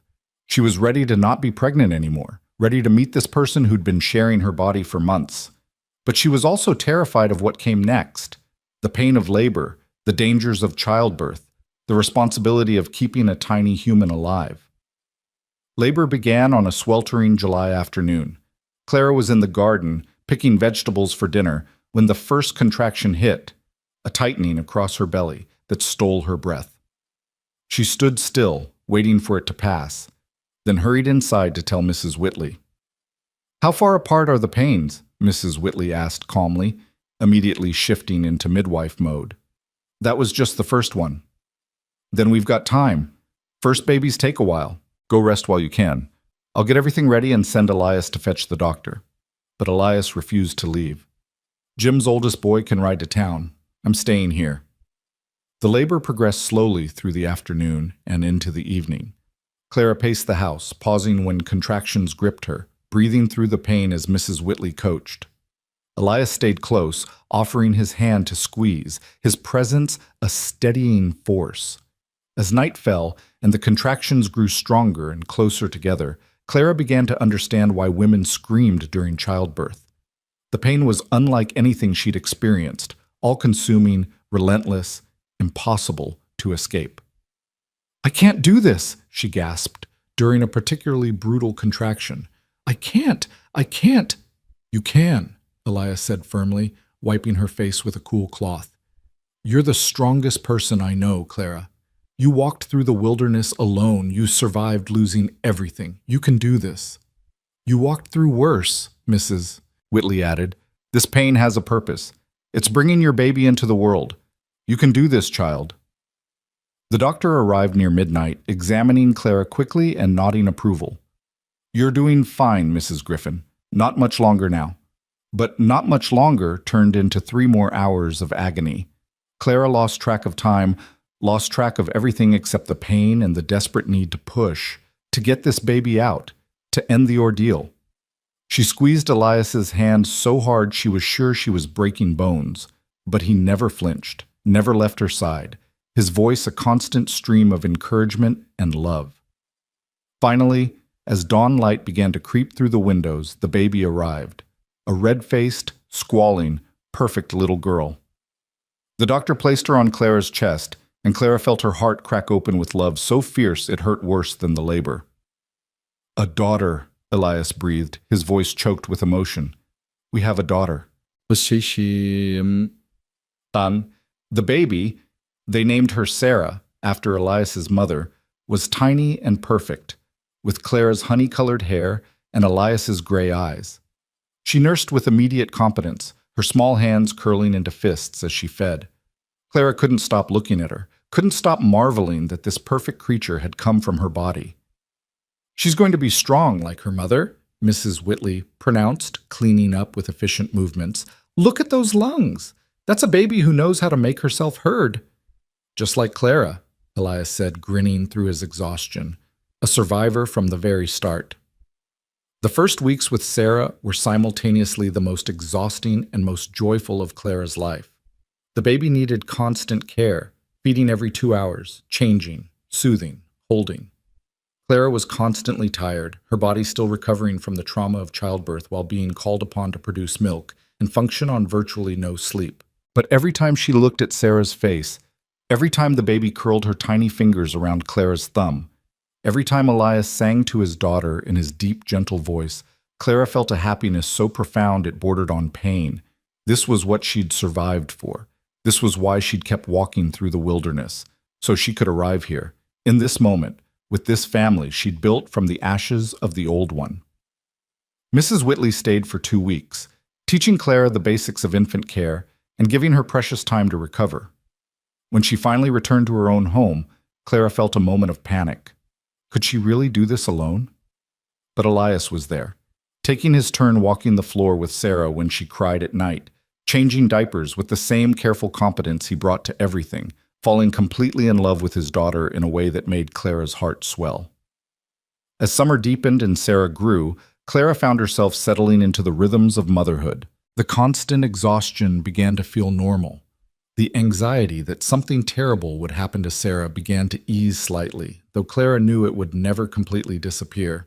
She'd learned too well how quickly everything could be taken away, but she'd also learned that life continued anyway. That joy could be found in the smallest moments. Sarah's first smile, the sound of Elias's laughter when the baby grabbed his beard, the way the three of them fit together like pieces of a puzzle Clara hadn't known was incomplete. One evening in late August, as they sat on the porch watching the sun set, Sarah sleeping peacefully in Clara's arms, Elias spoke quietly. "Do you ever think about what your life would have been like if you'd gone to Boston? If you'd said yes to your aunt's offer?" Clara thought about it seriously before answering. "Sometimes. I think about the comfort, the security, the society parties and the fine dresses and all the things that seemed so important once." "Do you regret staying?" Clara looked down at Sarah's sleeping face, then over at Elias's weathered hands and worried eyes. "Not for a single moment. That life would have been easy, but it wouldn't have been mine. This life, with you, with her, with this land, this is real. This is where I belong." Elias reached over and took her free hand, threading his fingers through hers.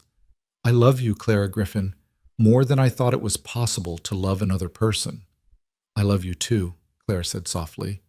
"You caught me when I fell, and you've been catching me every day since." They sat in comfortable silence as the sky turned gold and red and purple as the first stars appeared in the vast Wyoming night. Sarah stirred and made small sounds in her sleep. The horses nickered in the barn. Somewhere in the distance, a coyote howled, the sounds of home, of life continuing in its endless cycle. Clara thought about the girl she'd been a year ago, broken, lost, stumbling through the wilderness with nothing left to lose.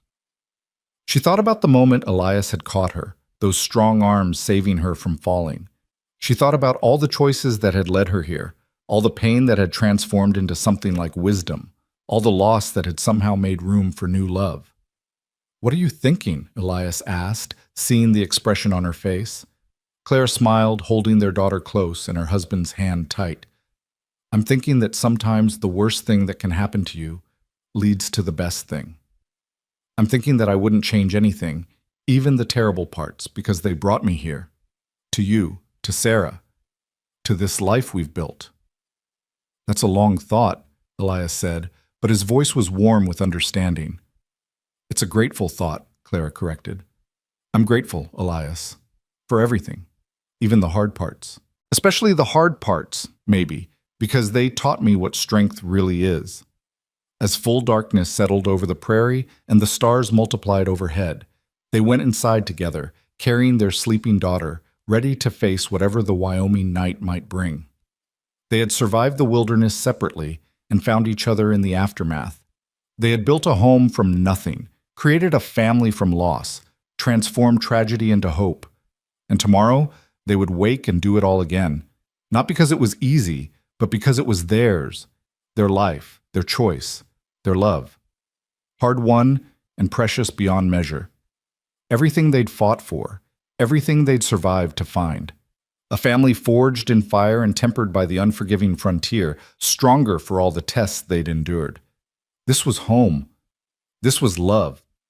This was everything. Sarah was 6 months old when the first real test of their family came. It started with a letter from the territorial governor's office, delivered by a rider who looked exhausted from his journey. Elias read it twice, his face growing darker with each pass before handing it wordlessly to Clara.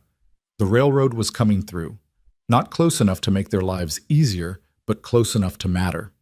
The proposed route cut through what had traditionally been open range land used by several ranches in the area, including a significant portion of what Elias considered his grazing territory. The letter was a formal notice that surveyors would be coming through in the spring to mark the final route, and that all ranchers should prepare to renegotiate their land claims. "What does this mean?" Clara asked, though she already knew the answer wouldn't be good. It means everything's about to change, Elias said heavily.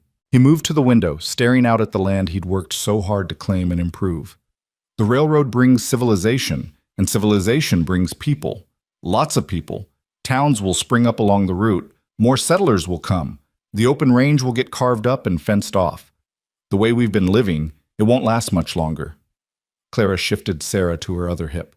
The baby had been fussy all morning, fighting sleep and wanting to be held constantly. Is that necessarily bad? More people means more markets for beef, more customers. Maybe, or maybe it means more competition, more regulations, more interference from people who've never set foot on a ranch telling us how to run our operations. Elias rubbed his face tiredly. I knew this was coming eventually. The territory can't stay wild forever, but I thought we'd have more time. That evening, Jim Turner rode over with the same news. He and Elias sat at the kitchen table, spreading out crude maps and discussing strategies while Clara listened and nursed Sarah. The conversation lasted until well past midnight, growing more heated as the whiskey bottle emptied. We need to organize, Jim insisted. All the ranchers in the area, present a united front to the railroad and the territorial government. Make sure they understand that we were here first, that we have rights. Rights mean nothing if you can't enforce them, Elias countered. The railroad has money and political influence. What do we have? Cattle and stubbornness. Then we get our own influence. We form a cattlemen's association, pool our resources, hire a lawyer who understands territorial law. Jim leaned forward intently. Elias, if we don't fight for this, we'll lose everything. The railroad will take what it wants and leave us with scraps. Clara spoke up from her chair by the fire. What about compromise? What if we work with the railroad instead of fighting them? Find a route that works for everyone? Both men turned to look at her. Jim's expression was skeptical, but Elias looked thoughtful. Explain, he said. Clara adjusted Sarah, who had fallen asleep at her breast. The railroad wants the most direct route to minimize construction costs. But there might be alternatives that are only slightly longer but avoid cutting through the best grazing land. If we survey the territory ourselves and present them with options, show them we're willing to work with them, rather than just oppose them, we might have more influence over the final decision. Jim snorted. You really think railroad men will listen to ranchers? No, Clara said calmly, but they might listen to money. If we can show them that a slightly different route means keeping the ranchers in the area prosperous enough to ship cattle on their railroad, to buy supplies from their company stores, to be customers rather than enemies, that might matter to them. The two men exchanged glances. Then Jim slowly nodded. That's not a bad idea, actually. Smart thinking, Clara. My wife's full of smart thinking, Elias said, pride evident in his voice. It's why I married her. Over the next weeks, Elias threw himself into organizing the ranchers. Meetings were held at various properties, drawing men from ranches scattered across hundreds of square miles. Clara attended many of these gatherings, Sarah strapped to her back in a carrier Elias had fashioned from leather and canvas. She listened more than she spoke, learning the complex web of alliances and rivalries that defined the ranching community. Some of the men resented her presence, believing that ranch business was men's business. But others, especially those whose wives Clara had befriended, appreciated her practical insights and her ability to see angles the men missed. Slowly, grudgingly, she earned a place at the table. The Wyoming Cattlemen's Association was formally established in October, with Elias voted in as secretary and Jim Turner as president. They pooled funds to hire a lawyer from Cheyenne, a sharp-eyed man named Blackwood who understood both territorial law and railroad politics. By December, they'd completed their own survey of the territory and had drawn up 3 alternative routes for the railroad, each one carefully calculated to minimize disruption to existing ranching operations. But winter arrived before they could present their proposal, and travel became impossible. They were forced to wait, anxiety building with each snowfall, wondering what decisions were being made in distant offices while they sat isolated on their ranches. That winter was harder than the previous one. Sarah was teething, which meant long nights of crying and short tempers all around. The cattle suffered losses from the brutal cold despite Elias's best efforts. and the uncertainty about the railroad hung over everything like a dark cloud, turning every conversation eventually toward the same anxious questions. Clara found herself stretched thin between caring for Sarah, managing the household, and supporting Elias through his worry. Some days she felt like she was barely holding everything together, moving from crisis to crisis without ever getting ahead. The romance and adventure of frontier life had worn down to the hard reality of endless work and constant stress. One particularly difficult night in February, when Sarah had been crying for hours and wouldn't be comforted, Clara finally broke down. She handed the screaming baby to Elias and walked outside into the freezing night, standing on the porch in just her nightgown, letting the cold shock her system. Elias found her there 5 minutes later, having somehow gotten Sarah to sleep. He wrapped a blanket around Clara's shoulders and held her while she cried. "I can't do this," she sobbed. "I'm not strong enough. I thought I was, but I'm not. It's too hard, all of it, and I don't know how to keep going." "You keep going the same way you've always kept going," Elias said gently. "One step at a time. One day at a time. You don't have to be strong enough for everything. You just have to be strong enough for right now." "And what if I'm not? What if I fail? What if I'm not the woman you thought I was?" Elias turned her to face him, his hands firm on her shoulders. "Clara Griffin, you are exactly the woman I thought you were. You're tired. You're overwhelmed. You're human. That doesn't make you weak. It makes you real." Clara leaned against him, drawing strength from his solid presence. "I miss my mother," she whispered. "I miss having someone to ask for advice. Someone who's been through this and can tell me it gets easier." "It does get easier," said a voice from the darkness. Mrs. Whitley emerged from the shadows, wrapped in her heavy coat. "Sorry to intrude, but I saw the light and thought I'd check on you all. The baby keeping you up?" "Among other things," Clara said, wiping her eyes. Mrs. Whitley climbed the porch steps and studied Clara with knowing eyes. "You're worn out, bone-tired in a way that sleep won't fix. I've been there. Every mother has. And you're right, it's hard not having your own mother to lean on. But you've got me, child, and Martha Turner, and half a dozen other ranch wives who've survived exactly what you're going through now." "I feel like I should be handling this better," Clara admitted, "like I'm failing somehow." "Failing at what? Being superhuman?" Mrs. Whitley snorted. "Nobody handles a teething baby in Wyoming winter and railroad politics all at once without losing their mind a little. The fact that you're still standing means you're doing better than most." The three of them stood together on the porch, breath-forming clouds in the frigid air. Finally, Mrs. Whitley spoke again. "Here's what we're going to do. Tomorrow, I'm coming over and I'm taking that baby for the entire day. You two are going to sleep, really sleep, not just doze while listening for crying. And then you're going to remember why you chose each other in the first place. Understand?" "Mrs. Whitley, you don't have to," Clara started. "I know I don't have to. I want to. That's what family does. And we're family now, aren't we?" Clara felt tears threaten again, but these were different tears. "Yes, we're family." True to her word, Mrs. Whitley arrived at dawn the next morning and shooed Clara and Elias back to bed. Clara fell asleep almost instantly, too exhausted to argue.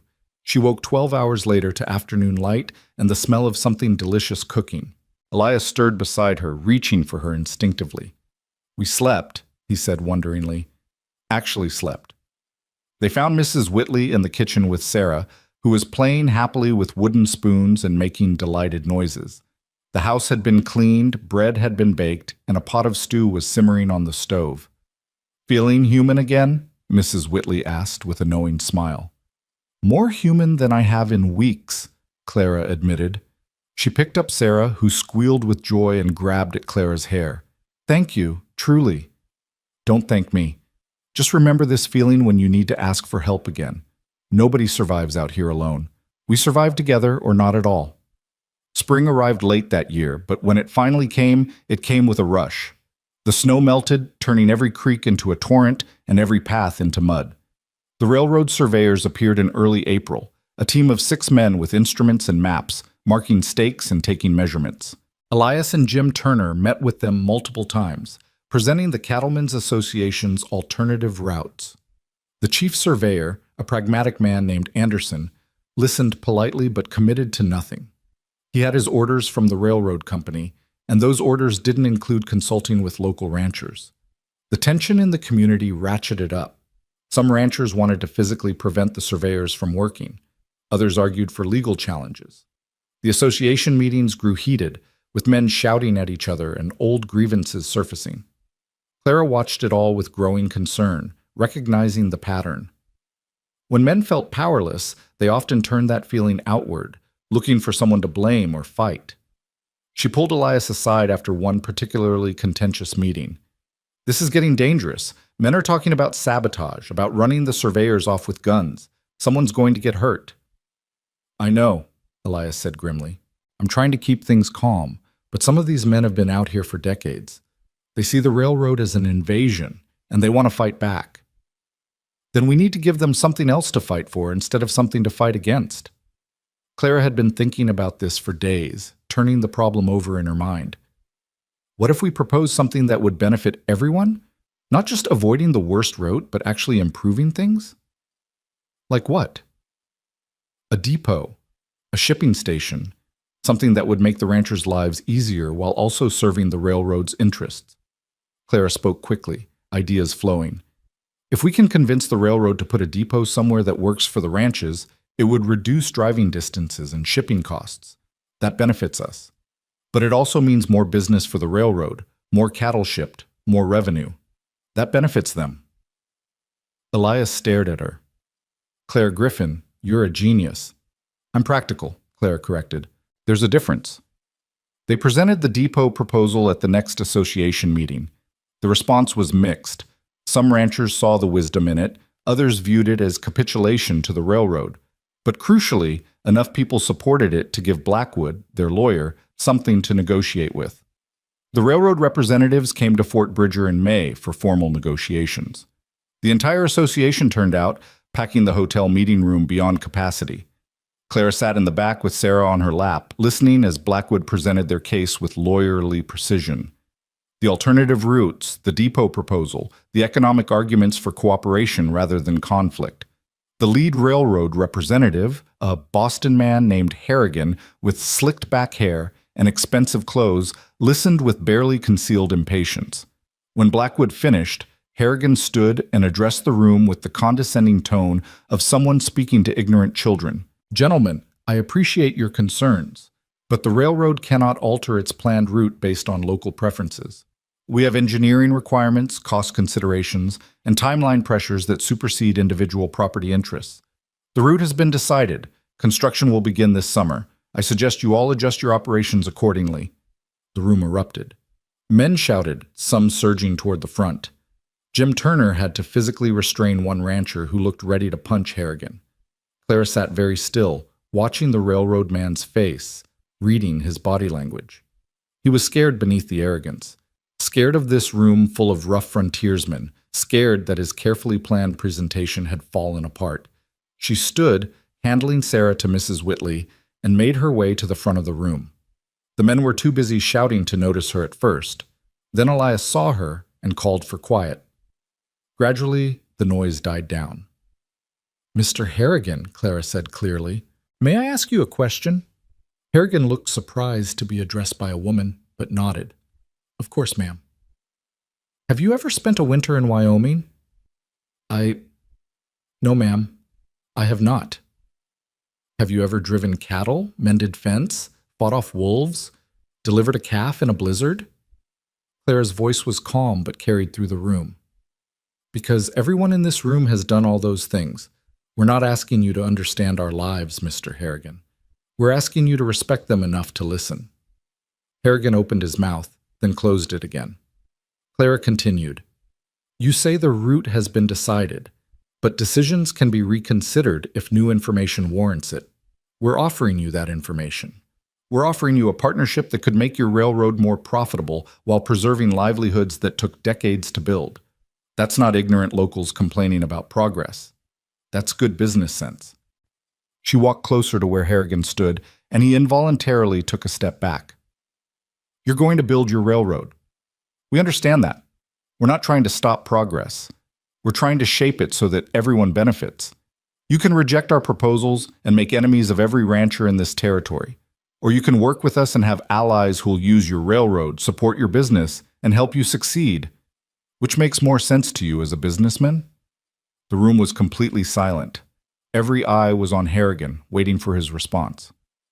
The railroad man looked around at the sea of weathered faces, at the men who'd been ready to fight minutes ago, now waiting to see if reason would prevail.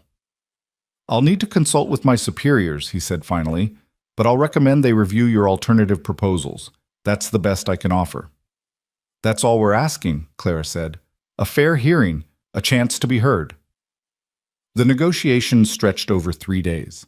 In the end, the railroad agreed to a modified route that avoided the best grazing land and committed to building a depot at a location that served the ranching community.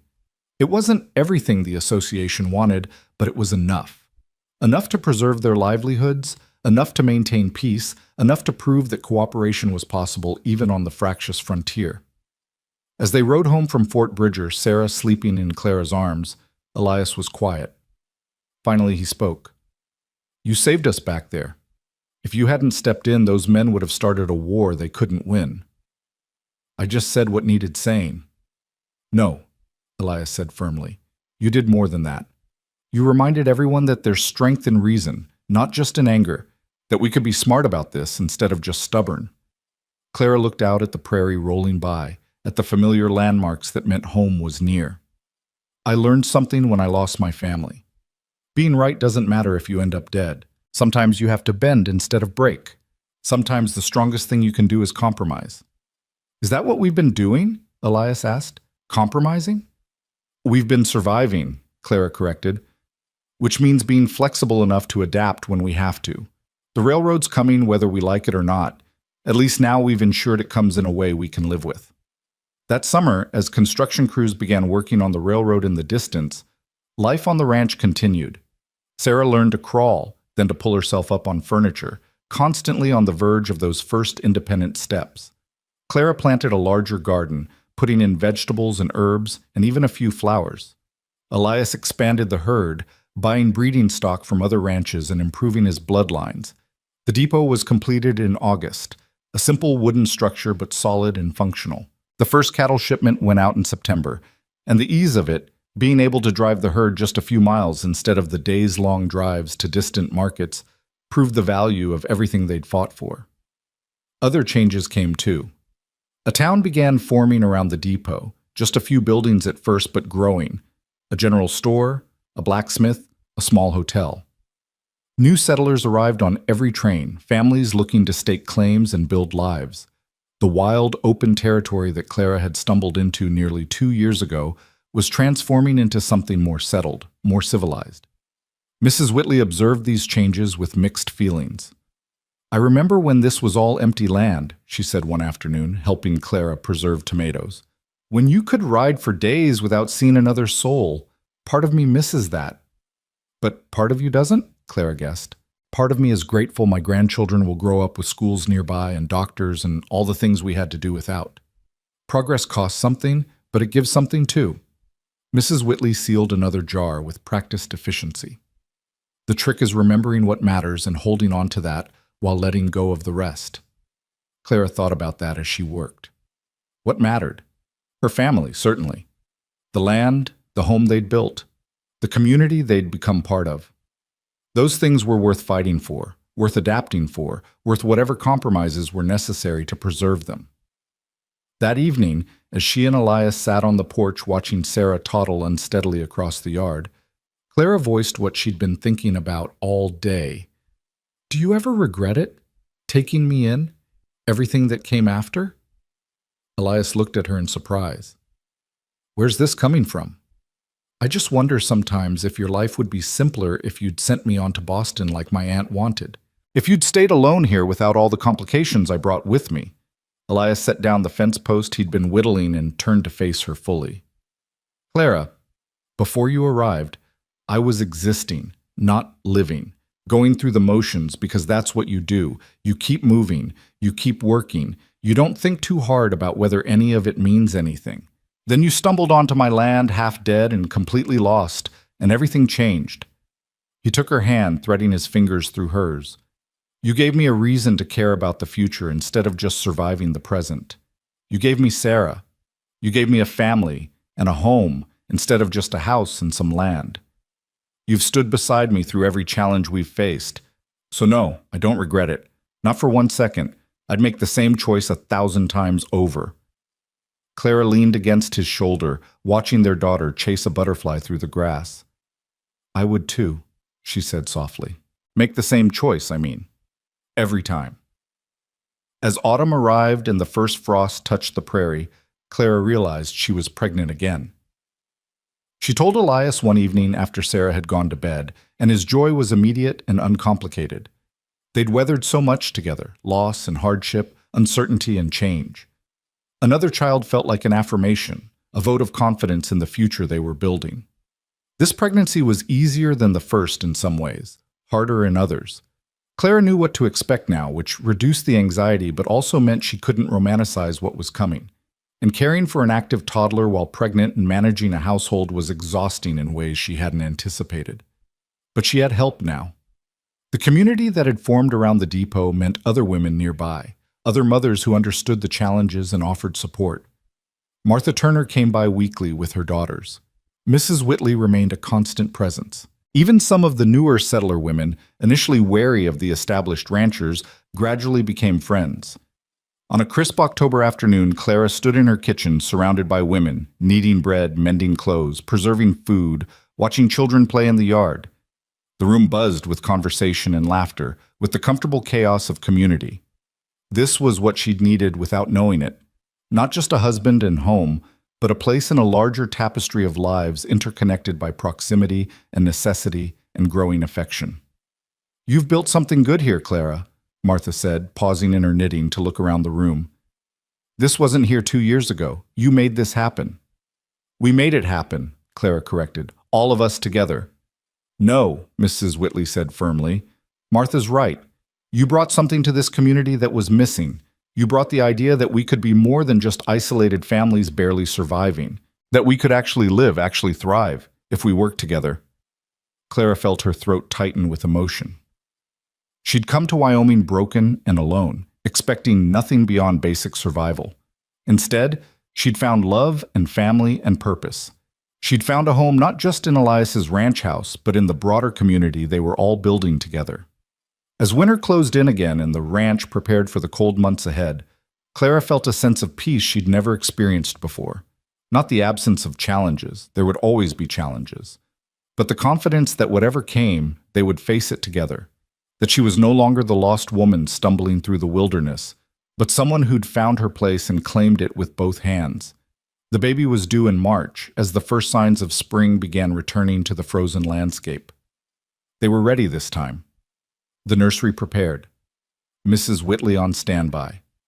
The doctor in the new town just an hour's ride away. But more importantly, Clara was ready. Ready to bring another life into this wild, beautiful, unforgiving place. Ready to expand the family she'd built from nothing.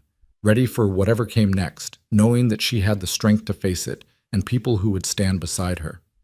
On Christmas Eve, as snow fell gently outside and Sarah slept peacefully in her cradle, Clara and Elias sat by the fire reflecting on the year that had passed. So much had changed, so much had been hard, but they were still here, still standing, still choosing each other and this life every single day. Thank you, Clara said softly, for catching me when I fell, for everything that came after. Elias pulled her close, his hand resting on her swollen belly where their second child grew. Thank you for falling close enough for me to catch you, for choosing to stay, for building this life with me. Outside, the Wyoming wind sang its winter song, and inside, a family held each other close against the dark. They had survived the wilderness, survived loss and hardship and change, and they would continue surviving, continue building, continue choosing love and hope and community even when, especially when, it would be easier to give up.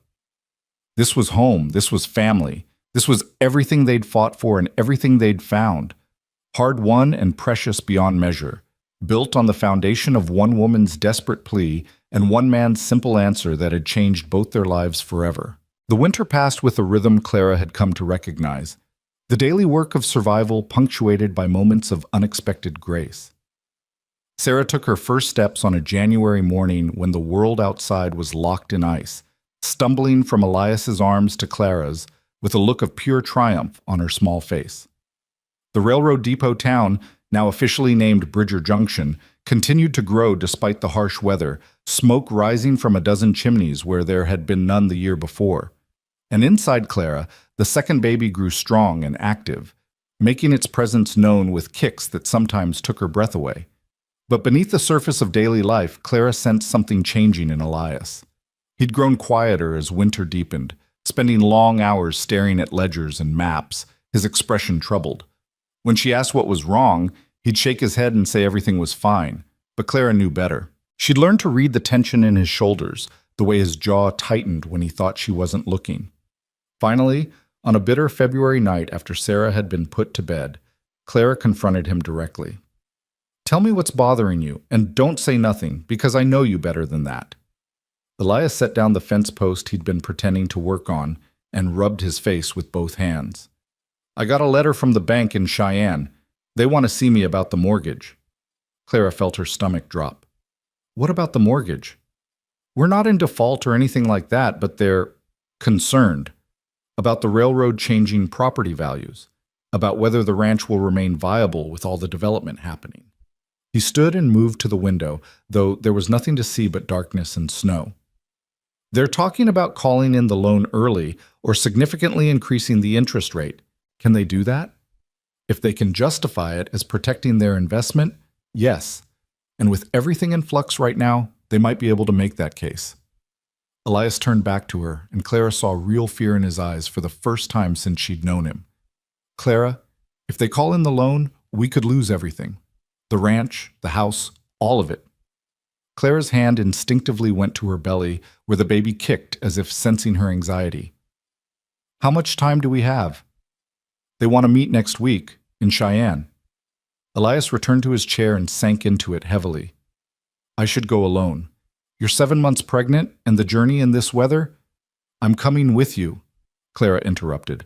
"If we're fighting for our home, we fight together. Mrs. Whitley can watch Sarah." Clara, "No arguments, Elias. This is our future we're talking about. Our children's future. I'm coming." The journey to Cheyenne took 3 days through snow and cold that tested every bit of Clara's determination. She rode in the wagon wrapped in buffalo robes. Sarah left safely with Mrs. Whitley, who'd promised to spoil the little girl rotten. Elias had wanted to leave Clara behind, his worry evident in every glance he threw her way, but she'd been adamant. They'd built this life together, and they'd fight for it together. Cheyenne was a revelation after the isolation of ranch life. Streets bustled with activity despite the cold. Buildings rose 3 and 4 stories high, their windows glowing with gaslight.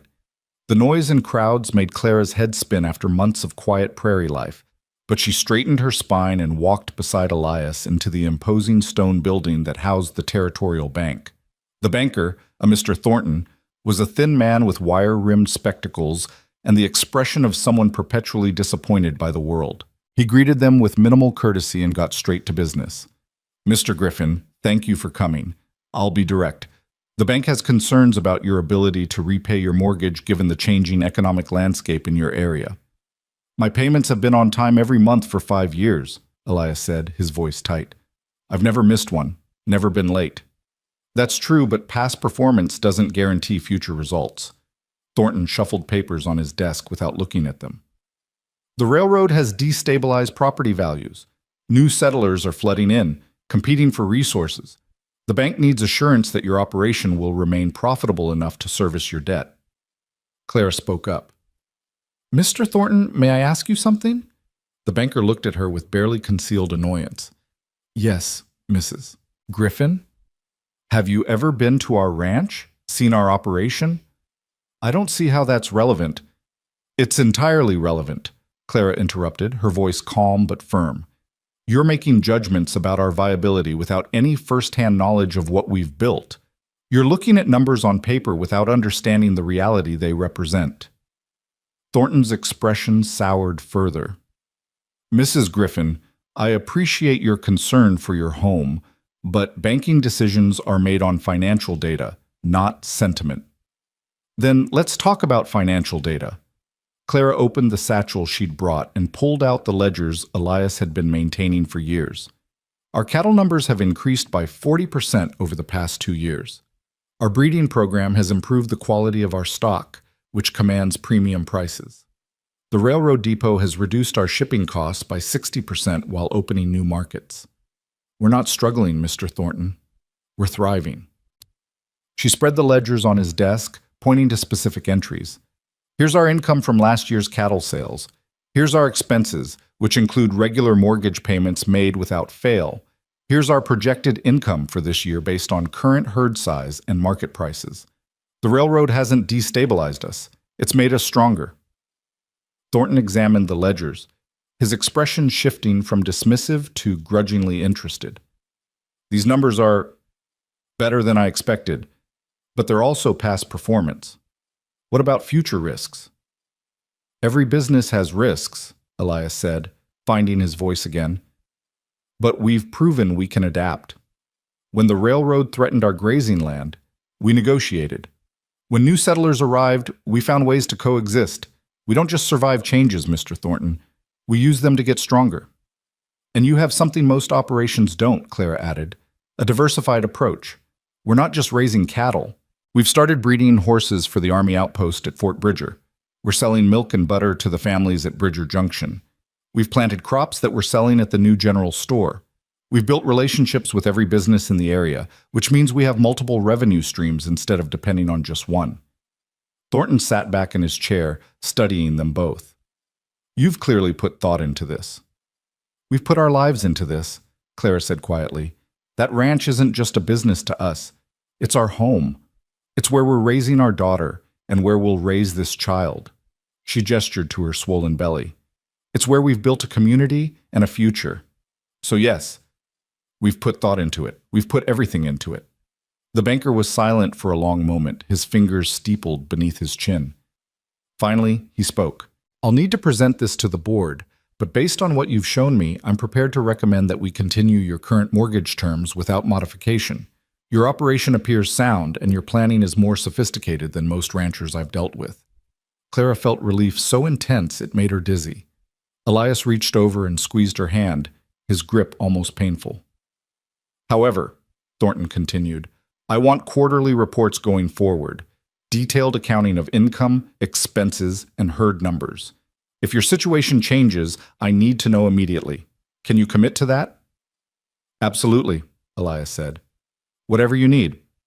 Good. Thornton gathered up the ledgers and handed them back to Clara. Mrs. Griffin, I underestimated you. That was a mistake I won't make again.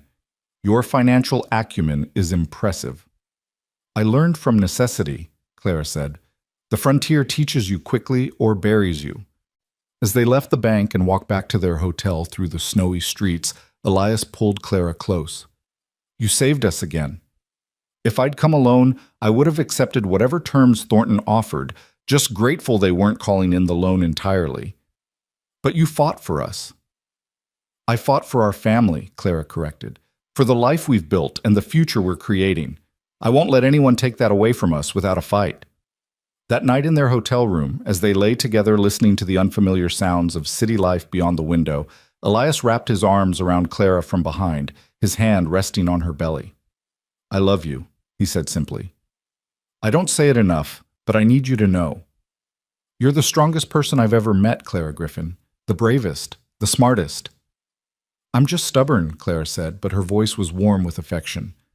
Too stubborn to let the world tell me what I can or cannot do. That's not stubbornness, that's strength. Elias kissed her shoulder. When you stumbled onto my ranch 2 years ago, you were broken and lost. Look at you now. You negotiate with railroad men and bankers. You run a household and help run a ranch. You're raising our daughter and carrying our son. Or daughter, Clara interrupted. Or daughter, Elias agreed. The point is, you've become someone I don't think you even knew you could be. And watching that transformation has been the greatest privilege of my life. Clara turned in his arms to face him. I didn't transform into someone new. I just finally became who I was always meant to be. The attack, losing my family, walking through that wilderness, It stripped away everything I thought I had to be and left only what I actually was underneath. And what I was, what I am, is someone who survives, someone who builds, someone who fights for what matters. And what matters? Elias asked softly. This, Clara said simply. You, Sarah. This baby. Our home, our community, all of it. That's what matters. That's what I'll keep fighting for as long as I draw breath. They made love slowly, carefully, mindful of Clara's pregnancy, but needing to reaffirm their connection after the stress of the day. Afterward, as Elias drifted toward sleep, Clara lay awake thinking about the journey that had brought her here. From the terrified survivor stumbling through the wilderness to the woman who'd just negotiated with a banker to save her family's future. The transformation was almost incomprehensible when she looked back at it. But perhaps that was the point. Life transformed everyone, whether they wanted it or not. The choice wasn't whether you changed, but how you changed. Whether you let tragedy break you or forge you into something stronger. Clara had been broken once, shattered into pieces by loss and trauma. But she'd been put back together, not into her original form, but into something new. Something harder and more resilient, tempered by fire into steel. The journey back to the ranch took 4 days because Clara went into early labor on the second night. They were staying at a way station, a small building that offered shelter to travelers, when the contractions started. They were mild at first, easy to dismiss as false labor. But by midnight, Clara knew this was real. "We need to get you to a doctor," Elias said, panic evident in his voice. "There's no time," Clara gasped between contractions. "This baby's coming now." The way station keeper's wife, a capable woman named Ruth, who'd birthed 6 children of her own, took charge immediately.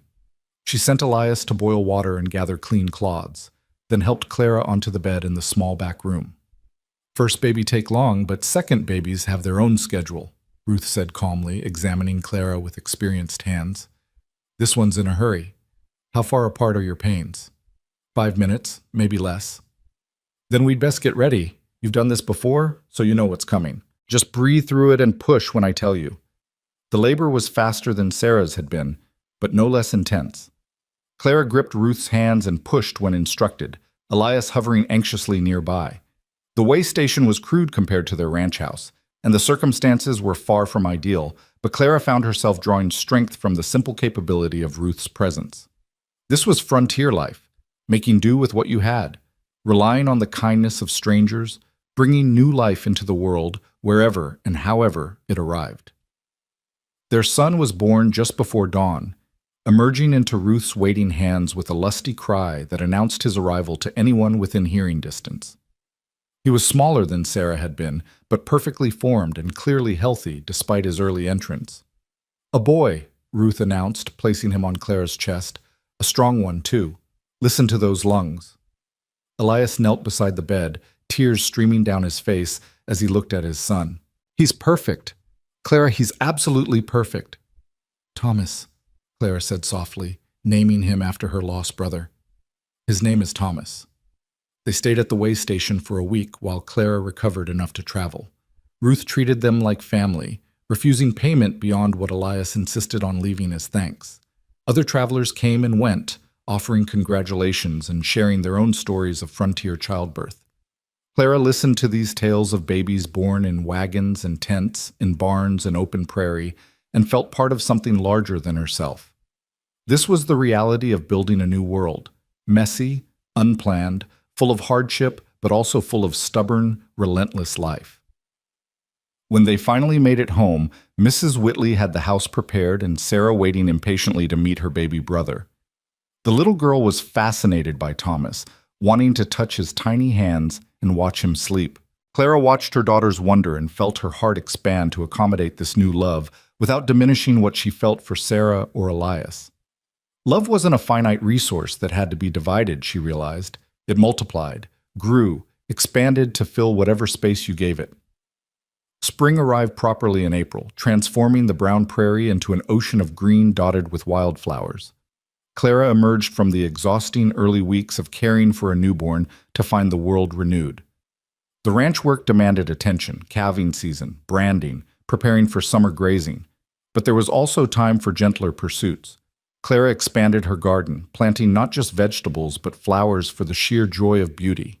She taught Sarah to gather eggs from the chicken coop, the 2-year-old taking her responsibilities with adorable seriousness.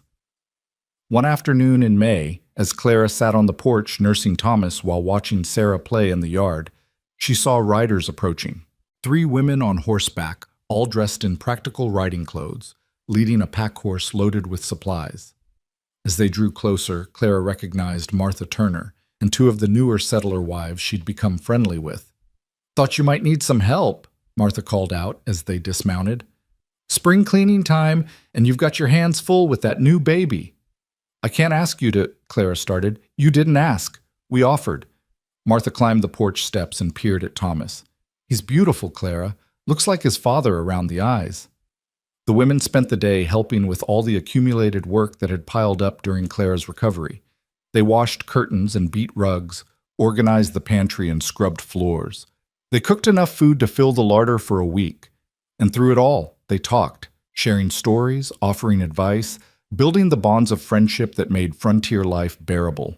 As they prepared to leave that evening, one of the newer wives, a young woman named Elizabeth, spoke hesitantly. "Mrs. Griffin, Clara, I wanted to thank you." "For what?" Clara asked, surprised. "For showing me that it's possible to make a real life here. When we first arrived, I was terrified.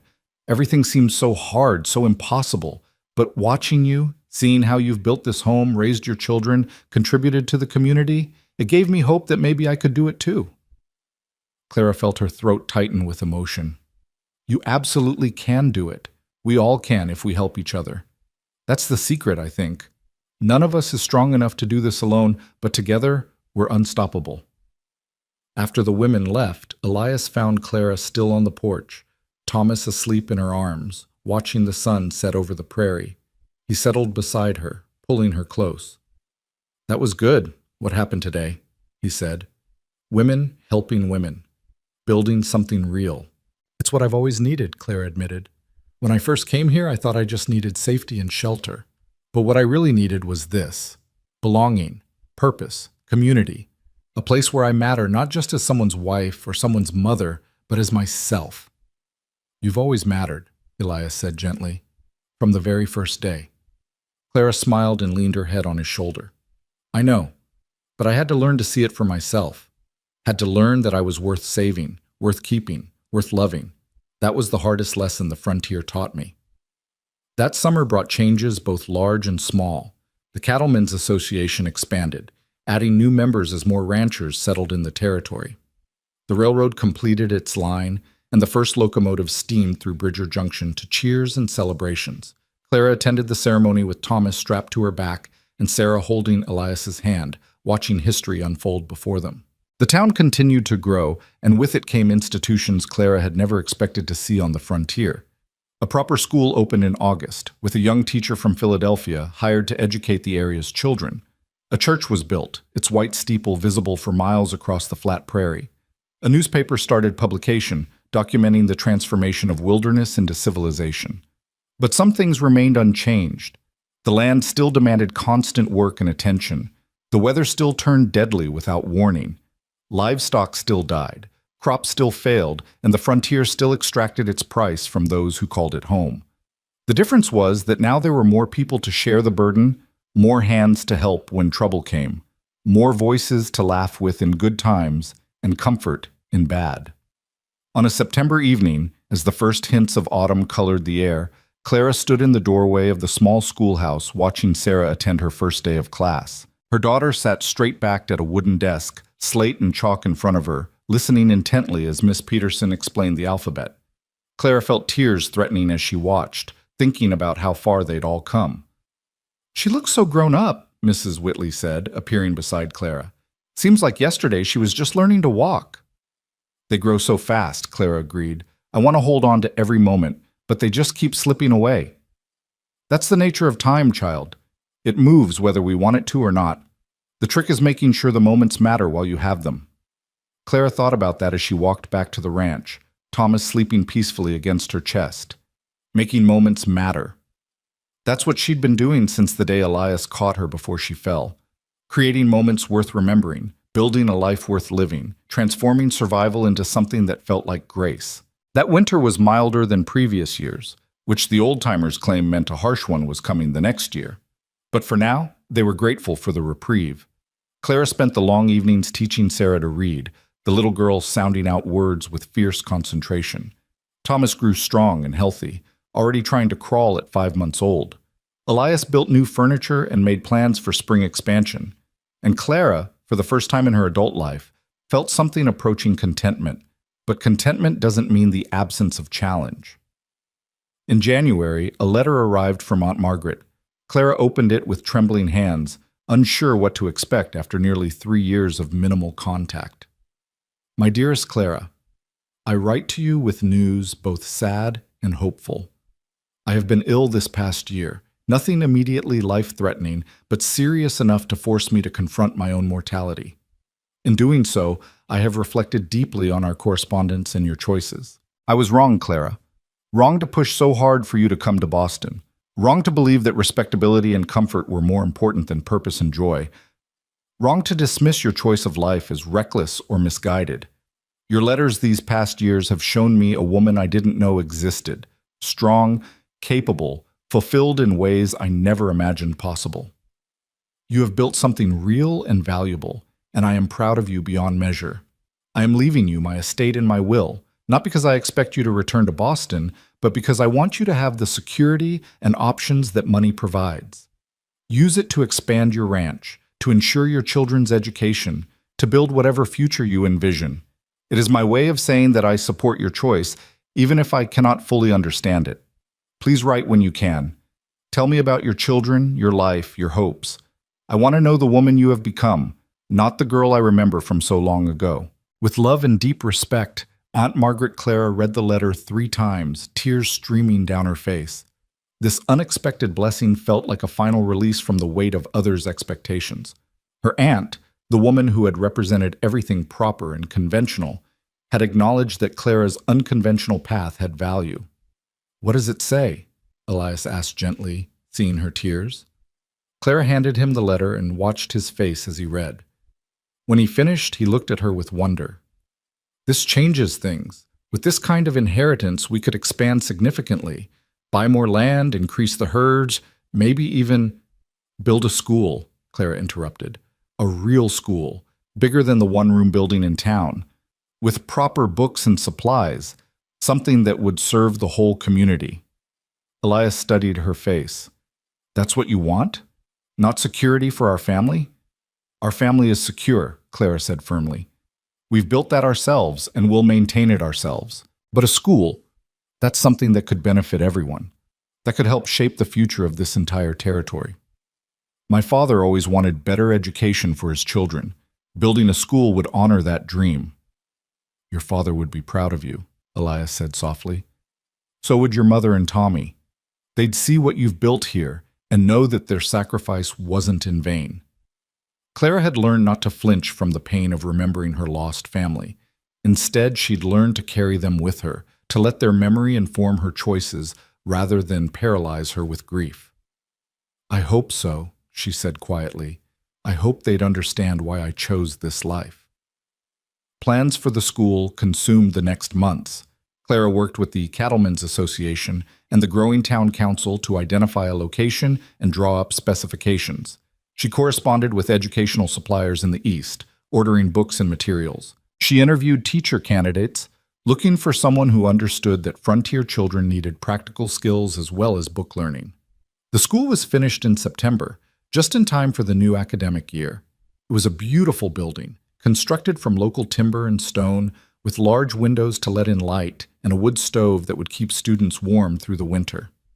The dedication ceremony drew people from ranches and homesteads across hundreds of square miles, all gathering to celebrate this milestone in their community's development. Clara stood beside Elias and their children, watching as the mayor of Bridger Junction cut the ribbon. Sarah, now 4 years old, was bouncing with excitement about attending the new school. Thomas, toddling on unsteady legs, was more interested in the horses tied up nearby. Clara held both of them close and thought about the journey that had brought her here. "What are you thinking?" Elias asked, reading her expression. I'm thinking about how strange life is, how the worst day of my life led to the best days of my life, how I had to lose everything before I could find what really mattered. Do you ever wish you could go back, change what happened? Clara considered the question seriously. If I could save my family, of course I would. But I can't. What I can do is honor their memory by living fully, by building something meaningful, by choosing hope over grief. She looked up at him. You taught me that. You showed me that survival isn't enough. We have to create meaning from the pain. The dedication ceremony concluded with a meal shared community style, everyone contributing what they could. Clara moved through the crowd, greeting friends and neighbors, watching her children play with other ranch kids. This was her tribe now, her people, not connected by blood but by shared experience, mutual support, and the bonds forged in the crucible of frontier life. As autumn deepened into winter and the third anniversary of Clara's arrival at the ranch approached, she found herself reflecting on all that had changed. The terrified, broken woman who'd collapsed into Elias's arms seemed like someone from another lifetime. In her place was a woman who negotiated with railroad executives and bankers, who helped run a successful ranch, who'd become a pillar of her community. A mother, a wife, a leader. Someone who mattered. On the exact anniversary of the day they'd met, Elias surprised Clara with a gift. He led her outside after dinner, Sarah and Thomas already asleep, and gestured toward the barn. There, he'd hung a hand-carved sign that read, Griffin Ranch, SM 1868, home of the Griffin family. I wanted something permanent, Elias explained, something that would last beyond us, that would tell people who come after us that we were here, that we built this, that we mattered. Clara traced the carved letters with her fingers, emotion thick in her throat. We did matter.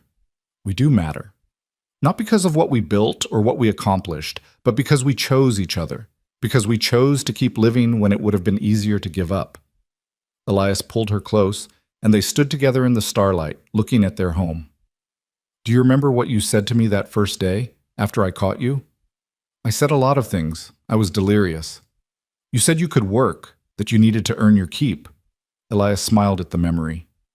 And I told you no, you could rest beside me. Do you remember what you thought when I said that? Clara did remember. She thought he was crazy or naive or too kind for the harsh frontier. She'd been certain that nothing came free, that every debt had to be repaid. I thought you didn't understand how the world worked. And now? Now I think you understood exactly how the world worked. But you chose to create something different. A place where people could rest without earning it, where help was freely given, where family wasn't just blood but choice. Clara turned in his arms to face him. You built that before I ever arrived. I just helped you expand it. We built it together, Elias corrected. Everything we have, everything we are. We built it together.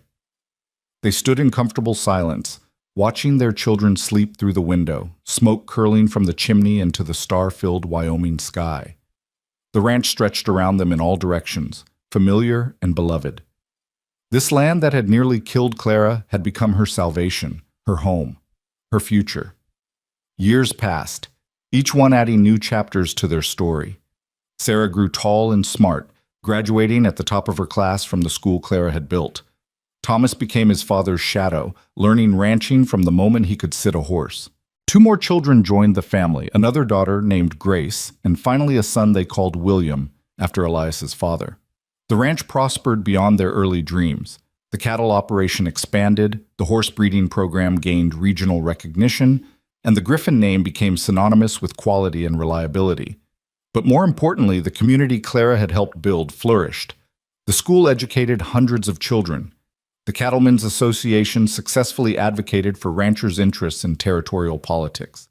Bridger Junction grew from a cluster of buildings around a depot into a proper town with churches and businesses and civic institutions. Clara watched it all with satisfaction and some amazement. She'd arrived in Wyoming with nothing, no family, no possessions, no future. She'd built a life beyond anything she'd imagined possible, not alone, never alone, but alongside people who'd chosen to stand with her, to build with her, to create something larger than any individual could accomplish. Mrs. Whitley, now in her 70s, still came by weekly, though she moved slower and complained more about her joints. Martha Turner's hair had gone completely gray, but her spirit remained undimmed.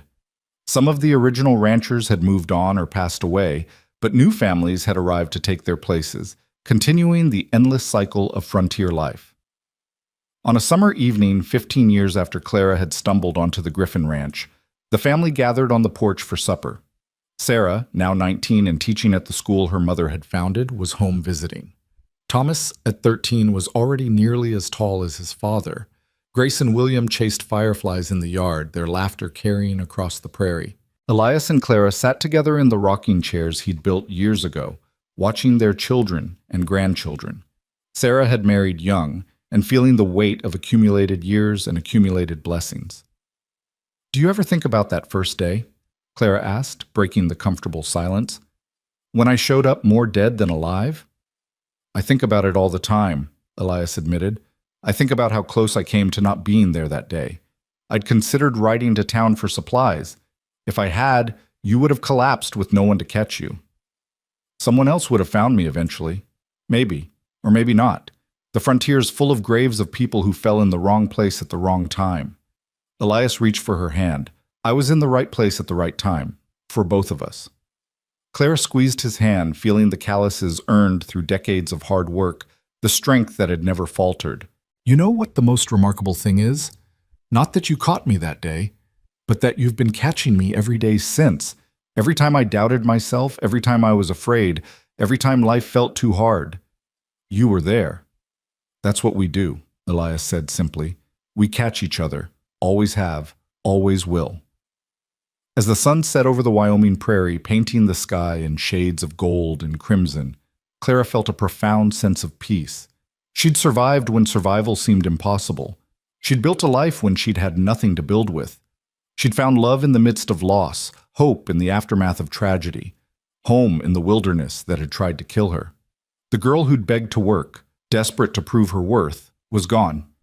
In her place was a woman who knew her value, who'd claimed her place in the world through determination and grace and stubborn refusal to be defeated. A woman who'd learned that the strongest thing you could do wasn't surviving alone. It was choosing to build a life with others, to create community from isolation, to transform tragedy into something that looked remarkably like triumph.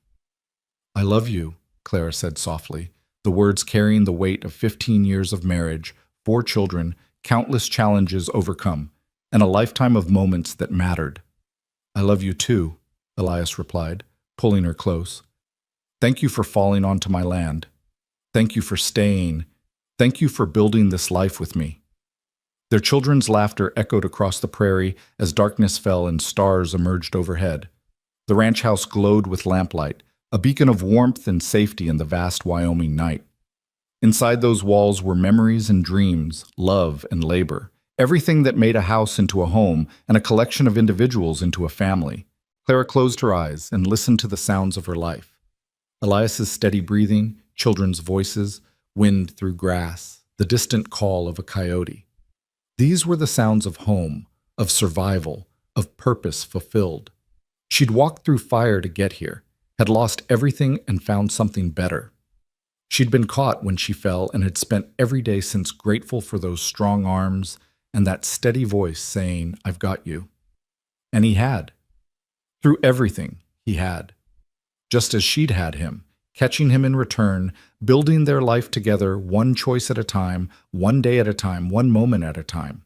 This was their story, a tale of loss and love, of wilderness and home, of 2 people who'd found each other against impossible odds and built something that would last long after they were gone. The Griffin Ranch would stand for generations, a testament to what could be created when people chose hope over despair, community over isolation, love over fear.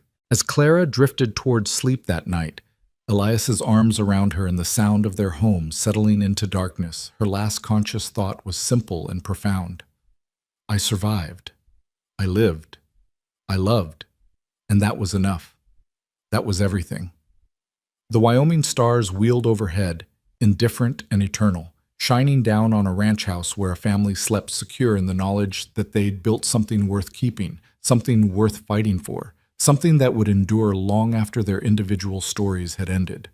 And in the morning, they would wake and do it all again. Not because it was easy, but because it was theirs. Their life, their choice, their love. Hard-won and precious beyond measure, forged in the crucible of the frontier and tempered by years of challenges overcome together. This was home, this was family, this was everything they'd survived to find, and it was worth every hard step of the journey that had brought them here.